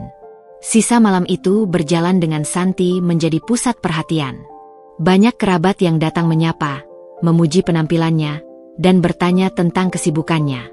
Mereka semua tahu tentang salon, pesona Santi, sekarang. Bahkan beberapa di antaranya sudah menjadi kliennya. Santi melayani setiap pertanyaan dan pujian dengan ramah, menceritakan sekilas perjalanannya, namun tanpa menyinggung masa-masa sulit atau penghinaan yang pernah ia terima. Ia memancarkan aura profesionalisme dan kepercayaan diri yang kuat. Ibu Wati, sepanjang acara, tidak lagi melontarkan sindiran. Ia justru sesekali mencuri pandang ke arah Santi, dan terkadang terlihat tersenyum tipis saat melihat Santi berbincang akrab dengan kerabat lain atau tersenyum pada kliennya yang kebetulan hadir. Ada perubahan nyata dalam sikapnya, sebuah penerimaan yang dulu tidak pernah ada. Ia bahkan sempat berkata pada tetangga di sebelahnya dengan suara pelan yang didengar Santi, "Menantuku memang hebat ya, bisa sukses begini. Ibu saja pangling." Hati Santi menghangat mendengarnya. Ini bukan permintaan maaf, tapi setidaknya sebuah pengakuan. Bimo, setelah menyapa semua orang, beberapa kali mendekati meja Santi. Ia sempat duduk di sampingnya sebentar, menanyakan kabar langit dan bintang. Obrolan mereka masih kaku, diselingi keheningan. Namun, kali ini Bimo tidak lagi defensif atau meremehkan. Ia mendengarkan Santi bicara tentang salonnya, tentang tantangan yang ia hadapi, dengan ekspresi yang lebih terbuka. Ada rasa hormat yang kini terlihat jelas di matanya, dan seolah ingin melontarkan pujian. Namun, kata-kata itu tak kunjung keluar dari bibirnya. Ia hanya menggenggam tangan Santi sesaat sebelum pamit untuk mengurus sesuatu yang lain, genggaman yang terasa lebih hangat dari biasanya. Malam itu, Santi menyadari bahwa keberhasilannya telah berbicara lebih keras dari kata-kata apapun. Ia telah mendapatkan kembali martabatnya, bukan hanya di mata orang lain, tapi yang terpenting, di matanya sendiri. Malam reuni berakhir, namun gema dari pertemuan itu masih terasa nyata, bergaung di benak Santi. Ia pulang ke rumah dengan hati yang lebih ringan, namun juga sedikit campur aduk. Kebisuan Bimo tadi malam, meskipun mengandung penyesalan yang jelas di matanya, masih terasa seperti tembok tipis yang belum sepenuhnya runtuh. Ada sebuah harapan, tapi juga keraguan yang menyertainya. Namun, pagi berikutnya, fajar menyingsing dengan aura yang berbeda. Santi terbangun dari tidurnya yang nyenyak, dan hal pertama yang ia lihat adalah Bimo sudah duduk di tepi tempat tidur, menunggunya. Sebuah pemandangan yang sangat jarang, bahkan nyaris tidak pernah terjadi selama beberapa tahun terakhir. Langit dan bintang masih terlelap dalam selimut mereka, meninggalkan ruang dan waktu bagi mereka berdua.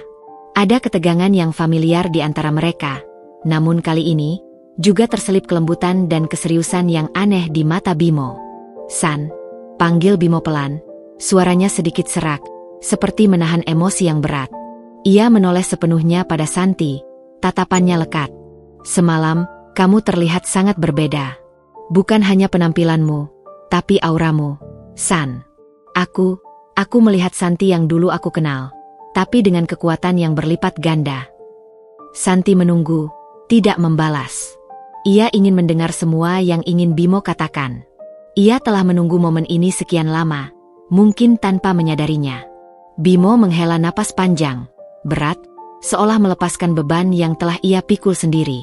Aku minta maaf, San. Maafkan aku yang dulu meremehkanmu, menertawakan impianmu tentang kursus kecantikan itu. Maaf karena aku tidak pernah mendukungmu saat kamu berjuang sendirian, di tengah malam. Aku tahu kamu pasti sangat sakit hati dengan kata-kata ibu, dan aku hanya diam saja, tidak membela istriku sendiri. Ia menunduk, tampak benar-benar menyesal, bahunya sedikit bergetar. Aku egois, San. Aku takut.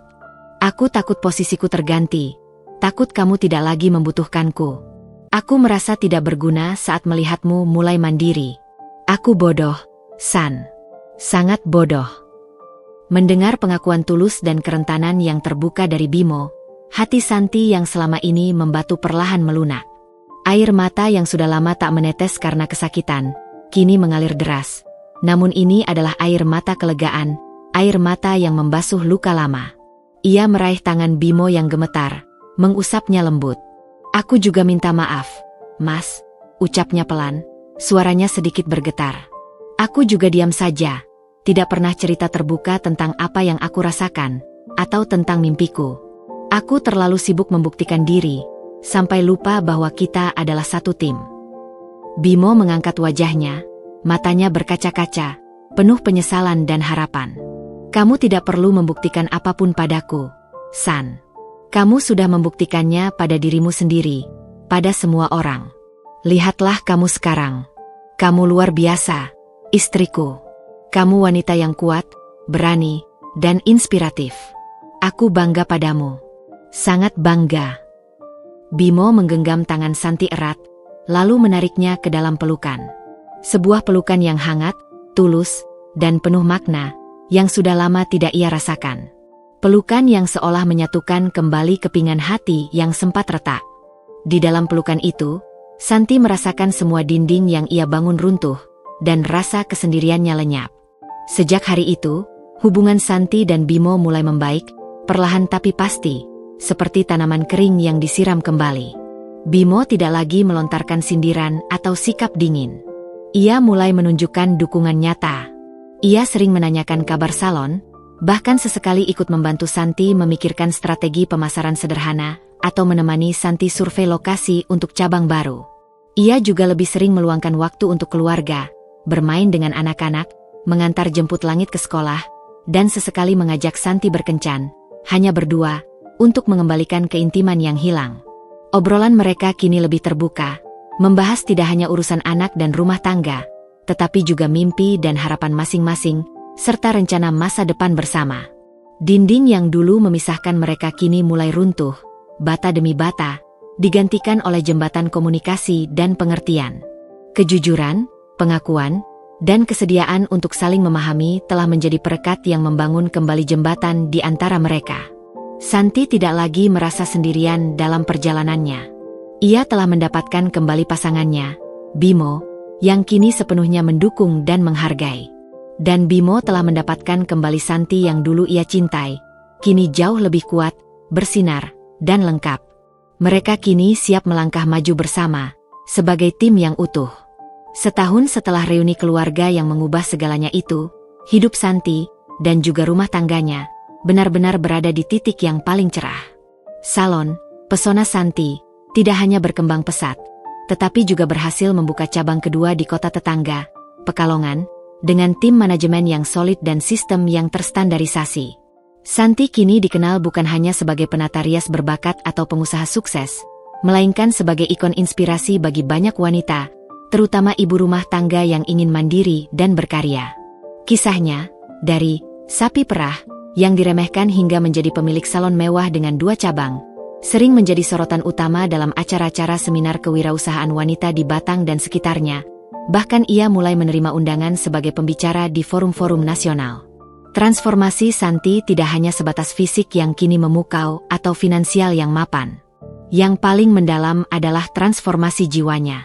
Ia kini jauh lebih tenang, lebih bahagia, dan merasa lebih utuh.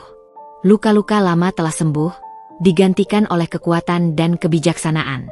Ia telah membuktikan pada dunia, terutama pada dirinya sendiri, bahwa ia mampu melewati badai terberat sekalipun dan bangkit lebih kuat, lebih bijaksana. Kilau di matanya kini adalah kilau abadi dari rasa percaya diri yang sejati, hasil dari perjuangan yang tak kenal lelah. Hubungan dengan Ibu Wati pun membaik secara drastis, nyaris tak terduga. Mertuanya tidak hanya berhenti melontarkan sindiran yang menusuk, tetapi justru menjadi salah satu pendukung terbesarnya. Ibu Wati kini sering datang ke salon Santi, bukan sebagai klien yang ingin dilayani gratis, melainkan sebagai penasihat tidak resmi yang bangga, bahkan tak jarang membanggakan menantunya di hadapan teman-teman arisannya. Santi ini memang pintar, pekerja keras, katanya suatu kali pada Santi, matanya penuh kasih dan penyesalan yang samar. Ibu bangga punya menantu sepertimu.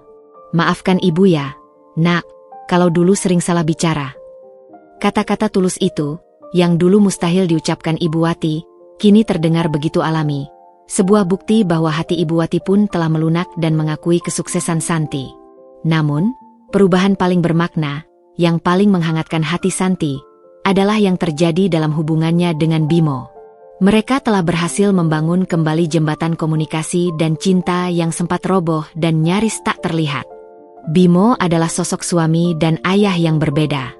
Ia kini menjadi pendukung nomor satu Santi, selalu ada di sampingnya, baik saat Santi meraih penghargaan di seminar maupun saat ia menghadapi masalah kecil dengan karyawan di salon.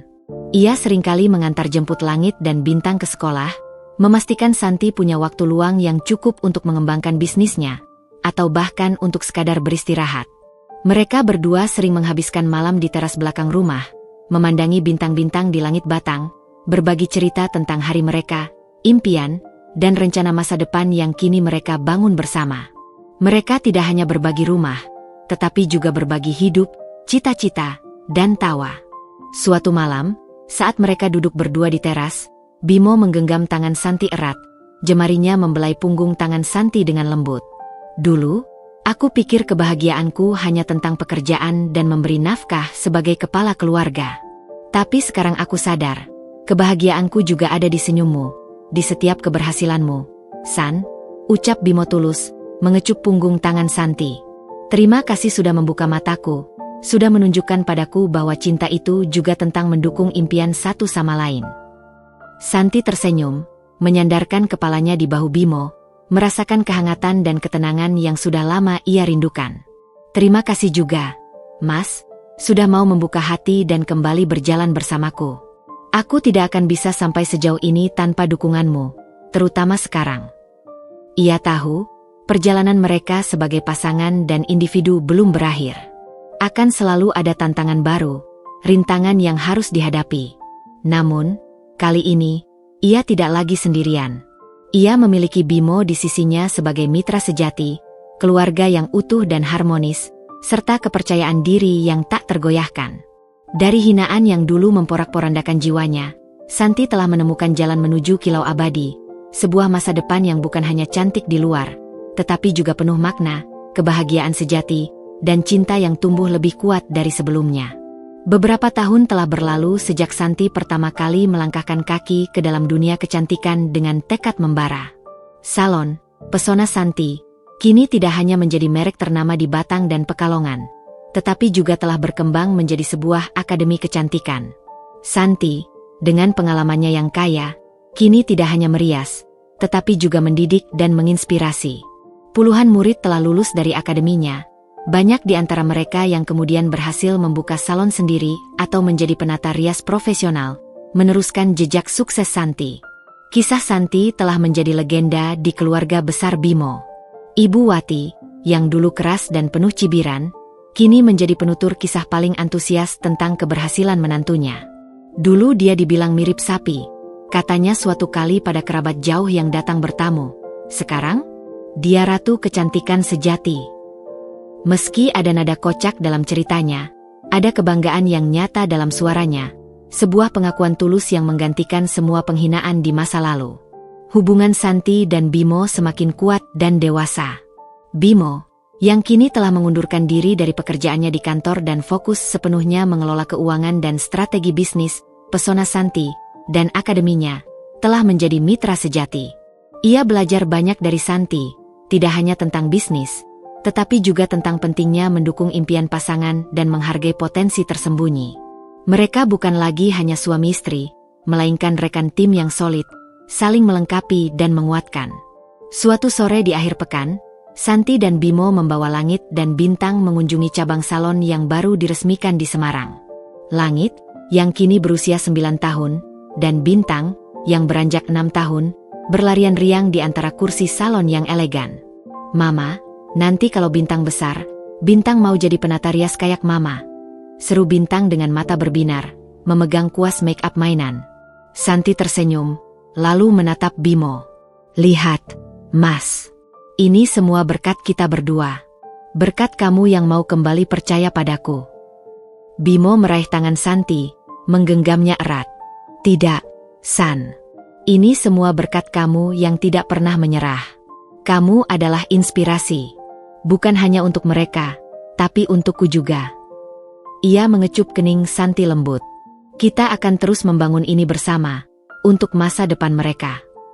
Melihat tawa bahagia anak-anak mereka dan mendengar pujian tulus dari Bimo, Santi tahu bahwa perjalanan pahit yang ia lalui telah menuntunnya pada kebahagiaan yang tak terhingga. Ia bukan lagi wanita yang terpuruk dan dihina. Ia adalah Santi, wanita kuat, mandiri, dan inspiratif, yang telah mengubah luka menjadi cahaya, dan membangun sebuah kerajaan dari reruntuhan hinaan. Kilau kecantikannya kini tidak hanya terpancar dari luar, tetapi juga dari jiwa yang telah utuh dan damai, sebuah jejak inspirasi yang akan terus terukir untuk generasi mendatang. Tahun-tahun terus bergulir tanpa terasa, membawa serta perubahan dan pertumbuhan yang tak terhenti, seperti ombak yang tak pernah lelah menghantam pantai. Akademi Kecantikan Pesona Santi kini telah membuka cabang di beberapa kota besar di Indonesia, dari Jakarta hingga Surabaya, menjadikannya salah satu institusi pendidikan kecantikan terkemuka di negeri ini.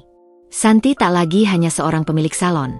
Ia adalah seorang visioner, pendidik, dan mentor bagi ribuan wanita yang bermimpi mengikuti jejaknya. Program-program beasiswa untuk wanita kurang mampu yang ingin belajar keterampilan kecantikan, atau yang memiliki potensi namun terhalang biaya, telah menjadi salah satu fokus utamanya. Ia memastikan setiap perjuangan yang ia alami dulu kini menjadi jalan lapang dan harapan bagi orang lain. Kisah Santi, yang berawal dari hinaan pahit, sapi perah, di sebuah arisan keluarga di Batang, telah diabadikan dalam berbagai majalah gaya hidup, portal berita online, dan acara televisi inspiratif.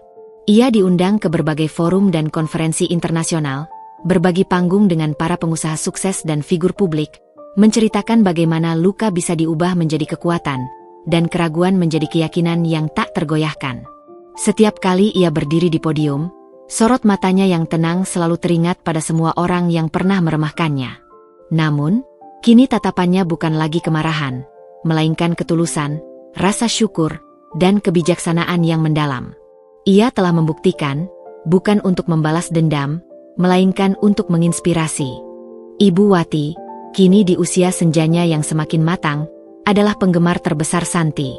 Setiap kali ada tamu di rumahnya di Batang, ia akan dengan bangga menunjukkan artikel majalah tentang Santi, menceritakan ulang kisah menantunya seolah itu adalah dongeng heroik yang harus diwariskan. Dulu dia dibilang mirip sapi, katanya suatu kali pada kerabat jauh yang datang bertamu, suaranya penuh haru. Sekarang, dia ratu kecantikan sejati. Loh, bukan cuma di Batang, tapi di seluruh Indonesia. Meski ada nada kocak dalam ceritanya, ada kebanggaan yang nyata dalam suaranya, sebuah pengakuan tulus yang menggantikan semua penghinaan di masa lalu. "Kamu sudah mengajarkan ibu banyak hal, Nak," bisiknya suatu kali, saat Santi merawat rambutnya di salon pribadi yang didesain khusus di rumah Santi.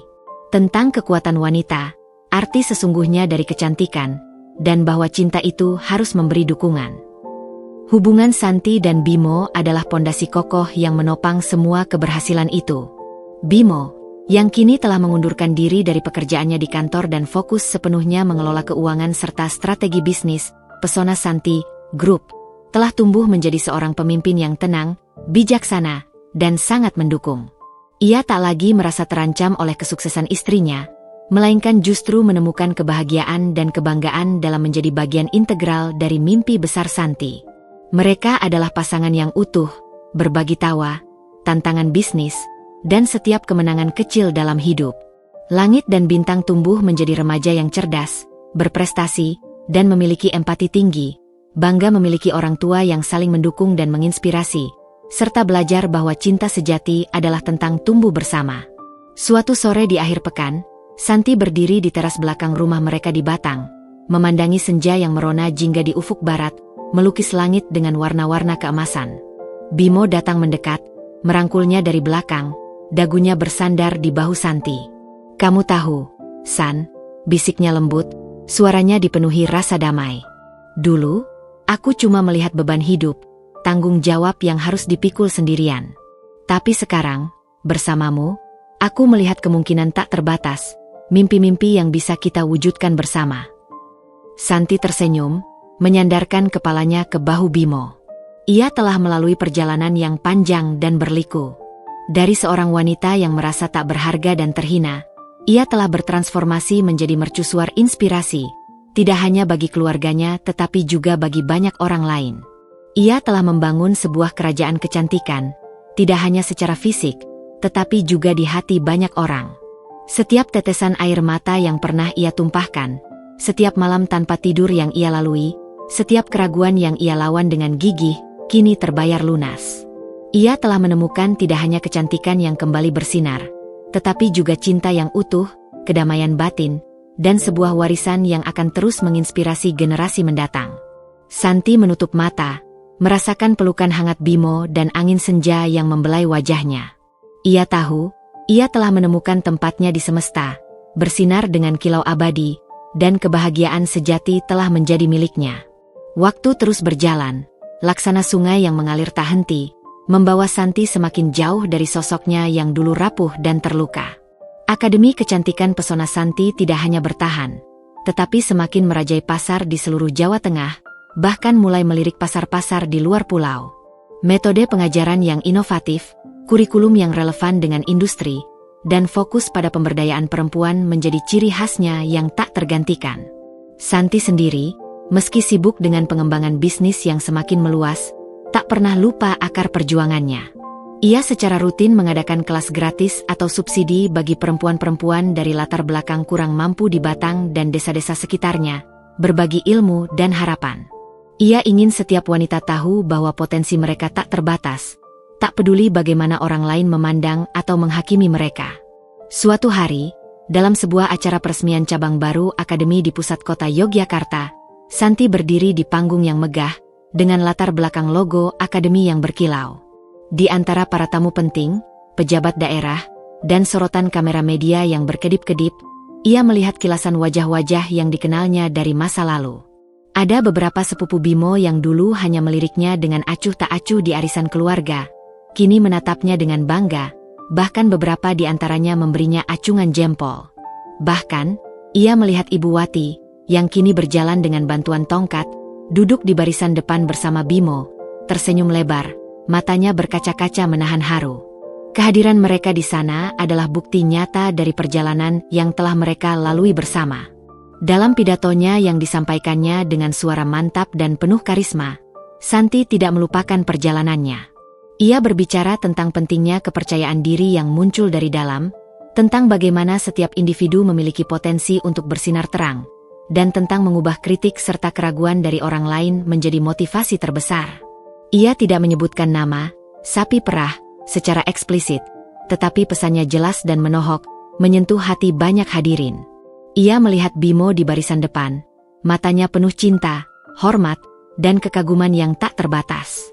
Di samping Bimo, Ibu Wati sesekali mengusap air mata haru yang membasahi pipinya, menyiratkan penyesalan yang mendalam atas sikapnya dulu, kini berganti menjadi kebanggaan tak terkira yang sulit ia sembunyikan. Setelah acara peresmian selesai, saat Santi sedang menerima ucapan selamat dari para tamu, Ibu Wati, dengan bantuan Bimo, datang mendekat. Mertuanya memegang tangan Santi erat, menggenggamnya dengan kedua tangan yang keriput namun hangat. "Nak Santi, Ibu tidak pernah menyangka kamu bisa sejauh ini," katanya, suaranya bergetar menahan tangis. "Dulu Ibu benar-benar salah menilai. Ibu minta maaf atas semua perkataan dan perlakuan Ibu di masa lalu." "Ya." Kamu menantu kebanggaan ibu. Terima kasih sudah mengajarkan banyak hal. Santi tersenyum, senyum tulus yang memancarkan kedamaian, lalu membalas genggaman tangan Ibu Wati. Sudah tidak apa-apa, Bu. Semua itu sudah berlalu. Yang penting sekarang kita bisa sama-sama bahagia, saling mendukung, dan melihat anak-anak tumbuh besar. Ia kemudian memeluk mertuanya erat, sebuah pelukan yang penuh kehangatan, pengampunan, dan pengertian. Luka lama telah sepenuhnya sembuh, dan hubungan mereka kini berakar pada rasa hormat, kasih sayang, dan penerimaan yang tulus. Tidak ada lagi beban masa lalu. Bimo, yang berdiri di samping mereka, menatap kedua wanita penting dalam hidupnya itu dengan mata berkaca-kaca. Ia tahu, perjalanan mereka telah mengajari mereka banyak hal tentang arti keluarga, pengampunan, dan kekuatan cinta. Santi, dengan ketabahan, visi, dan hatinya yang besar, telah mengubah tidak hanya hidupnya sendiri, tetapi juga dinamika keluarga mereka, dan bahkan menyentuh serta mengangkat kehidupan banyak orang lain melalui akademinya. Masa depan terlihat semakin cerah, dengan akar-akar yang semakin dalam, mengikat mereka semua dalam ikatan keluarga yang tak terpisahkan, siap menghadapi segala tantangan yang mungkin datang. Beberapa tahun kemudian, pesona Santi Group telah menjadi sebuah konglomerasi bisnis kecantikan yang disegani, meliputi akademi, jaringan salon premium, dan bahkan lini produk perawatan kulit organik yang diproduksi sendiri. Santi, di usianya yang matang namun tetap anggun, kini dikenal sebagai inspirator nasional, sering diundang ke berbagai acara penghargaan dan forum bisnis. Ia bahkan dianugerahi penghargaan pengusaha wanita terbaik oleh pemerintah daerah Jawa Tengah atas kontribusinya dalam pemberdayaan ekonomi perempuan.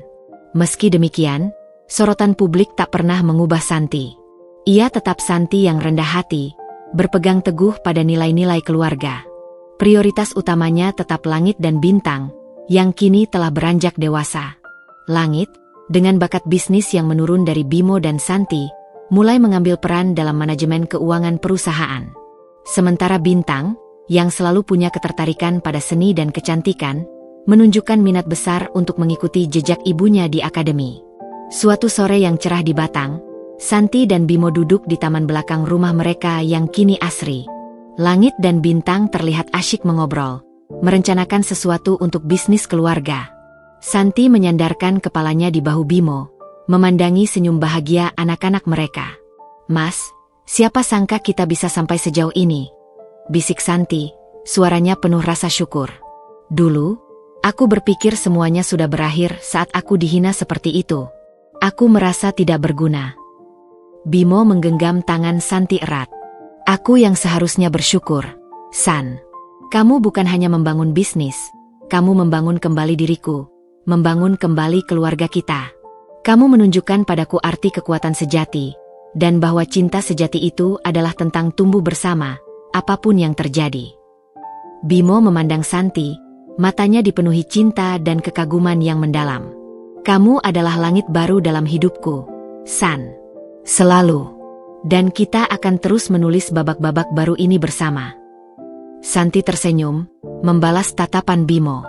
Semua luka, air mata, dan perjuangan kini terasa seperti pijakan yang kuat. Ia telah menemukan tidak hanya kecantikan yang kembali bersinar, kemandirian finansial, atau pengakuan dari masyarakat. Lebih dari itu, ia menemukan kedamaian batin, cinta yang utuh, dan warisan abadi yang akan terus menginspirasi. Ia bukan hanya pemilik salon mewah, atau pengusaha sukses.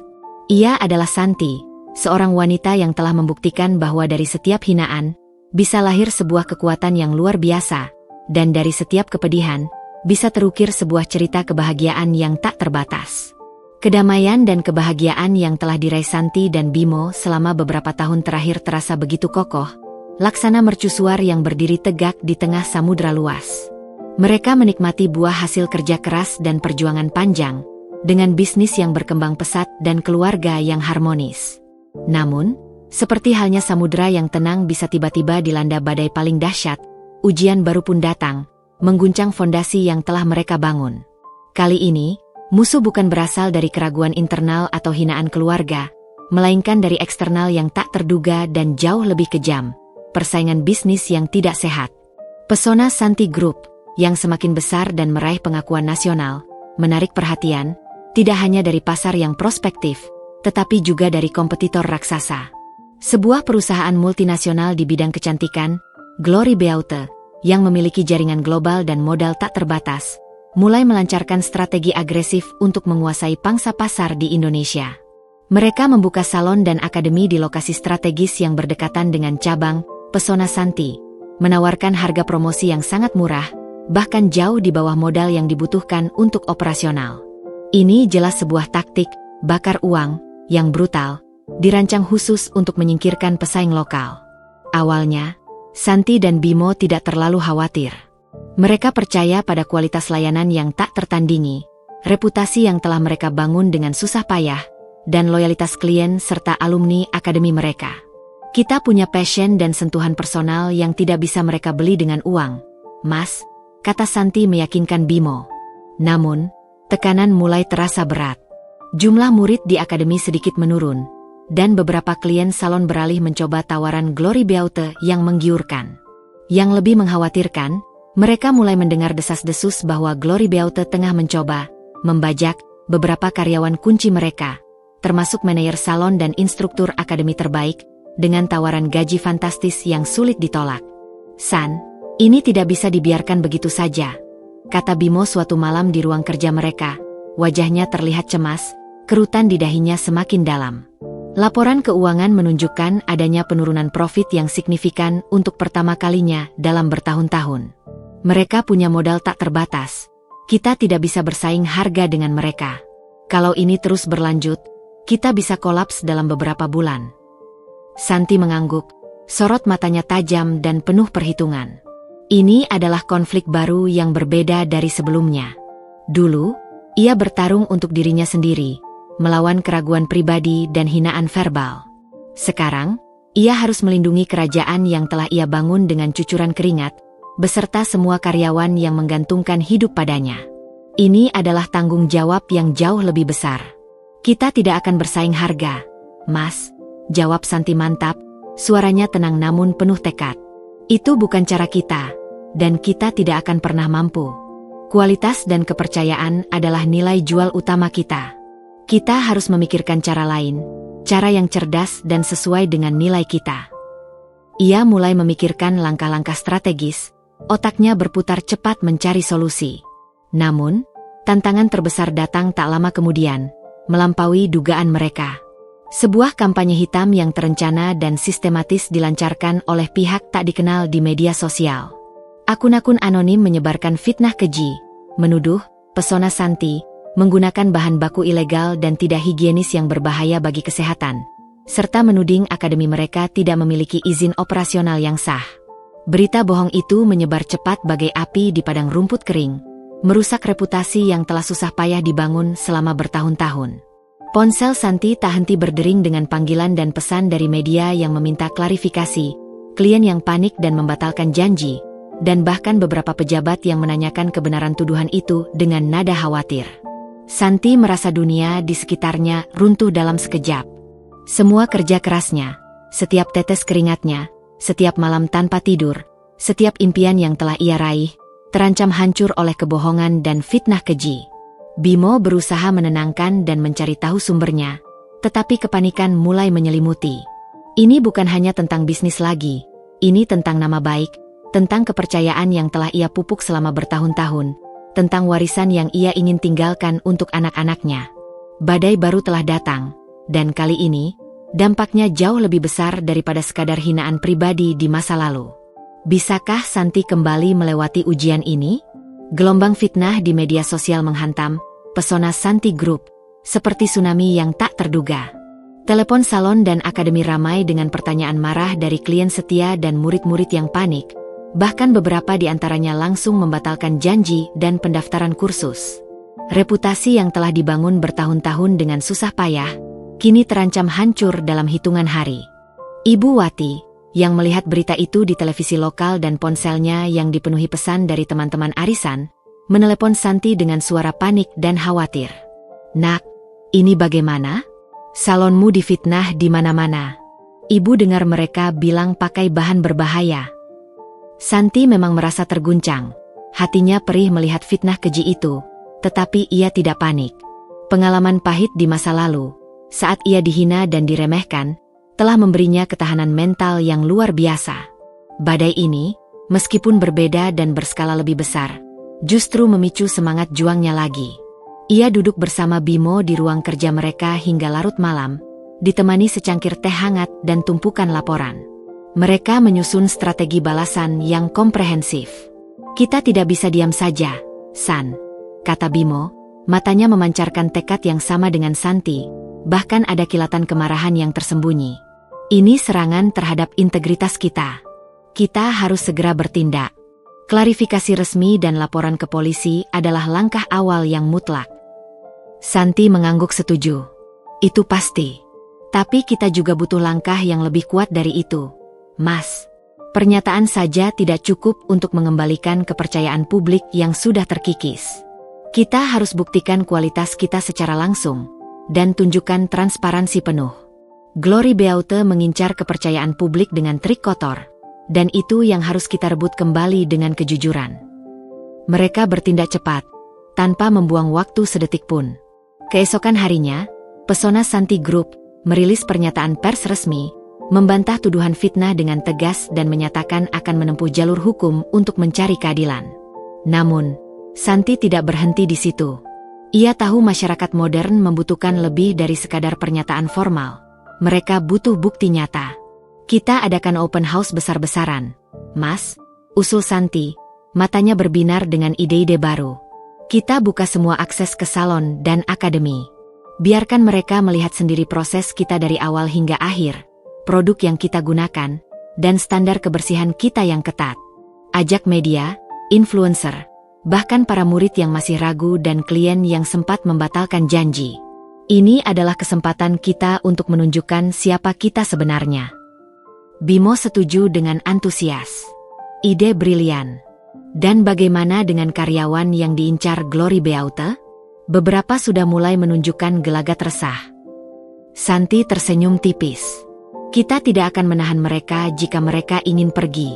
Tapi kita akan tunjukkan bahwa Pesona Santi bukan hanya tempat kerja, tapi keluarga besar. Kita berikan insentif yang lebih baik, tunjukkan visi jangka panjang perusahaan, dan yang terpenting, tunjukkan bahwa kita peduli pada kesejahteraan mereka. Kualitas karyawan dan loyalitas tim adalah inti kekuatan kita yang tidak bisa dibeli Glory Beauty." Kampanye, transparansi dan kualitas Pesona Santi pun diluncurkan secara masif. Mereka mengadakan tur terbuka setiap hari di seluruh cabang salon dan akademi, memperlihatkan fasilitas higienis yang steril, tim profesional bersertifikat yang bekerja dengan senyum, dan penggunaan produk yang jelas asal-usulnya, lengkap dengan sertifikasi BPOM dan halal. Santi sendiri turun tangan, menjelaskan setiap detail dengan sabar, percaya diri, dan penuh keyakinan, menjawab setiap pertanyaan yang muncul. Ia bahkan mengundang laboratorium independen terkemuka untuk melakukan pengujian acak pada sampel produk dan tingkat kebersihan tempat, lalu mempublikasikan hasilnya secara transparan di semua platform media sosial. Awalnya, respons publik masih lambat. Bisik-bisik keraguan masih ada di beberapa sudut kota. Namun, seiring waktu, kejujuran dan ketulusan Santi mulai membuahkan hasil. Para jurnalis dan influencer yang datang meliput terkesan dengan keterbukaan Santi dan profesionalisme timnya. Para klien yang awalnya ragu kembali lagi setelah melihat sendiri bukti-bukti yang disajikan. Perlahan tapi pasti, kepercayaan mulai kembali tumbuh, bahkan lebih kuat dari sebelumnya. Di sisi lain, Bimo menangani aspek hukum dengan serius, melaporkan kampanye hitam itu ke pihak berwajib, yang memulai penyelidikan serius dengan dukungan bukti-bukti yang kuat dari tim IT mereka. Sementara Santi fokus pada lini depan, membangun kembali citra dan menjaga semangat tim agar tidak goyah. Ujian ini memang berat, menguras tenaga, pikiran, dan emosi. Namun, di tengah badai ini, satu hal menjadi sangat jelas, Santi tidak lagi sendirian. Bimo berdiri tegak di sampingnya, menjadi jangkar yang tak tergoyahkan, seorang mitra sejati. Mereka berdua, bersama tim mereka yang loyal, siap menghadapi Glory Beauty, bukan dengan trik kotor, melainkan dengan kualitas, integritas, dan keyakinan yang tak tergoyahkan. Perjuangan melawan kampanye hitam dan agresi pasar dari Glory Beauty mencapai puncaknya beberapa bulan kemudian. Investigasi polisi yang Bimo gagas membuahkan hasil. Pihak berwajib berhasil melacak sumber fitnah di media sosial dan menemukan bukti kuat adanya keterlibatan agen Glory Beauty dalam upaya menjatuhkan nama Pesona Santi Group. Berita penangkapan pelaku dan pengungkapan motif di balik kampanye hitam itu menjadi headline di berbagai media, membersihkan nama baik Santi dan perusahaannya di mata publik. Publik yang tadinya ragu, kini berbalik memberikan simpati dan dukungan. Kampanye, transparansi dan kualitas Pesona Santi yang gencar dilakukan Santi terbukti menjadi langkah tepat. Masyarakat kini semakin yakin dengan integritas dan kualitas produk serta layanan Pesona Santi. Kepercayaan yang sempat goyah, kini kembali pulih bahkan lebih kuat. Banyak klien dan murid yang kembali merasa menyesal telah sempat meragukan. Beberapa di antaranya bahkan secara terbuka menyatakan dukungan mereka di media sosial. Glory Beauty, yang reputasinya tercoreng akibat skandal ini, terpaksa menarik diri dari pasar Indonesia secara bertahap. Taktik kotor mereka menjadi bumerang, membuktikan bahwa dalam bisnis, integritas dan kualitas akan selalu mengalahkan segala bentuk persaingan tidak sehat.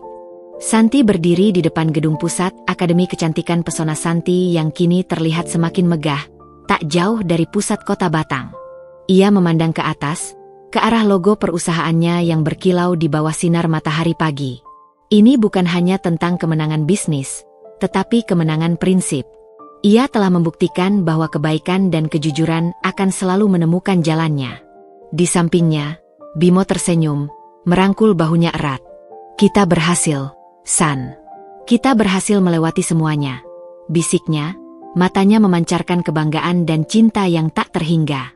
Santi menyandarkan kepalanya di bahu Bimo. "Kita berhasil, Mas. Bersama-sama." Ia teringat kembali pada hari-hari ketika ia merasa tak berharga, ketika hinaan menusuk jiwanya. Kini, semua itu adalah bagian dari sebuah kisah, sebuah perjalanan yang mengantarkannya pada titik ini. Ibu Wati, yang kini lebih sering menghabiskan waktunya di rumah Santi, keluar dengan langit dan bintang yang sudah beranjak dewasa. Ibu Wati memandang Santi dan Bimo dengan mata berkaca-kaca. "Ibu sangat bangga pada kalian berdua," katanya, suaranya dipenuhi haru. "Terutama kamu, Santi. Kamu sudah membuktikan bahwa kecantikan yang sejati itu datang dari hati yang kuat dan jiwa yang baik." Santi tersenyum. Ia telah menemukan kembali kilaunya, membangun kerajaannya, dan merajut kembali keluarganya. Dari seorang wanita yang dihina dan dilupakan, ia telah bangkit menjadi inspirasi abadi, membuktikan bahwa badai sekencang apapun, jika dihadapi dengan integritas dan dukungan yang tulus, akan selalu berakhir dengan langit yang lebih cerah. Kisahnya adalah pengingat bahwa keindahan sejati terpancar dari keberanian untuk bangkit, dari hati yang memaafkan, dan dari jiwa yang tak pernah berhenti bersinar.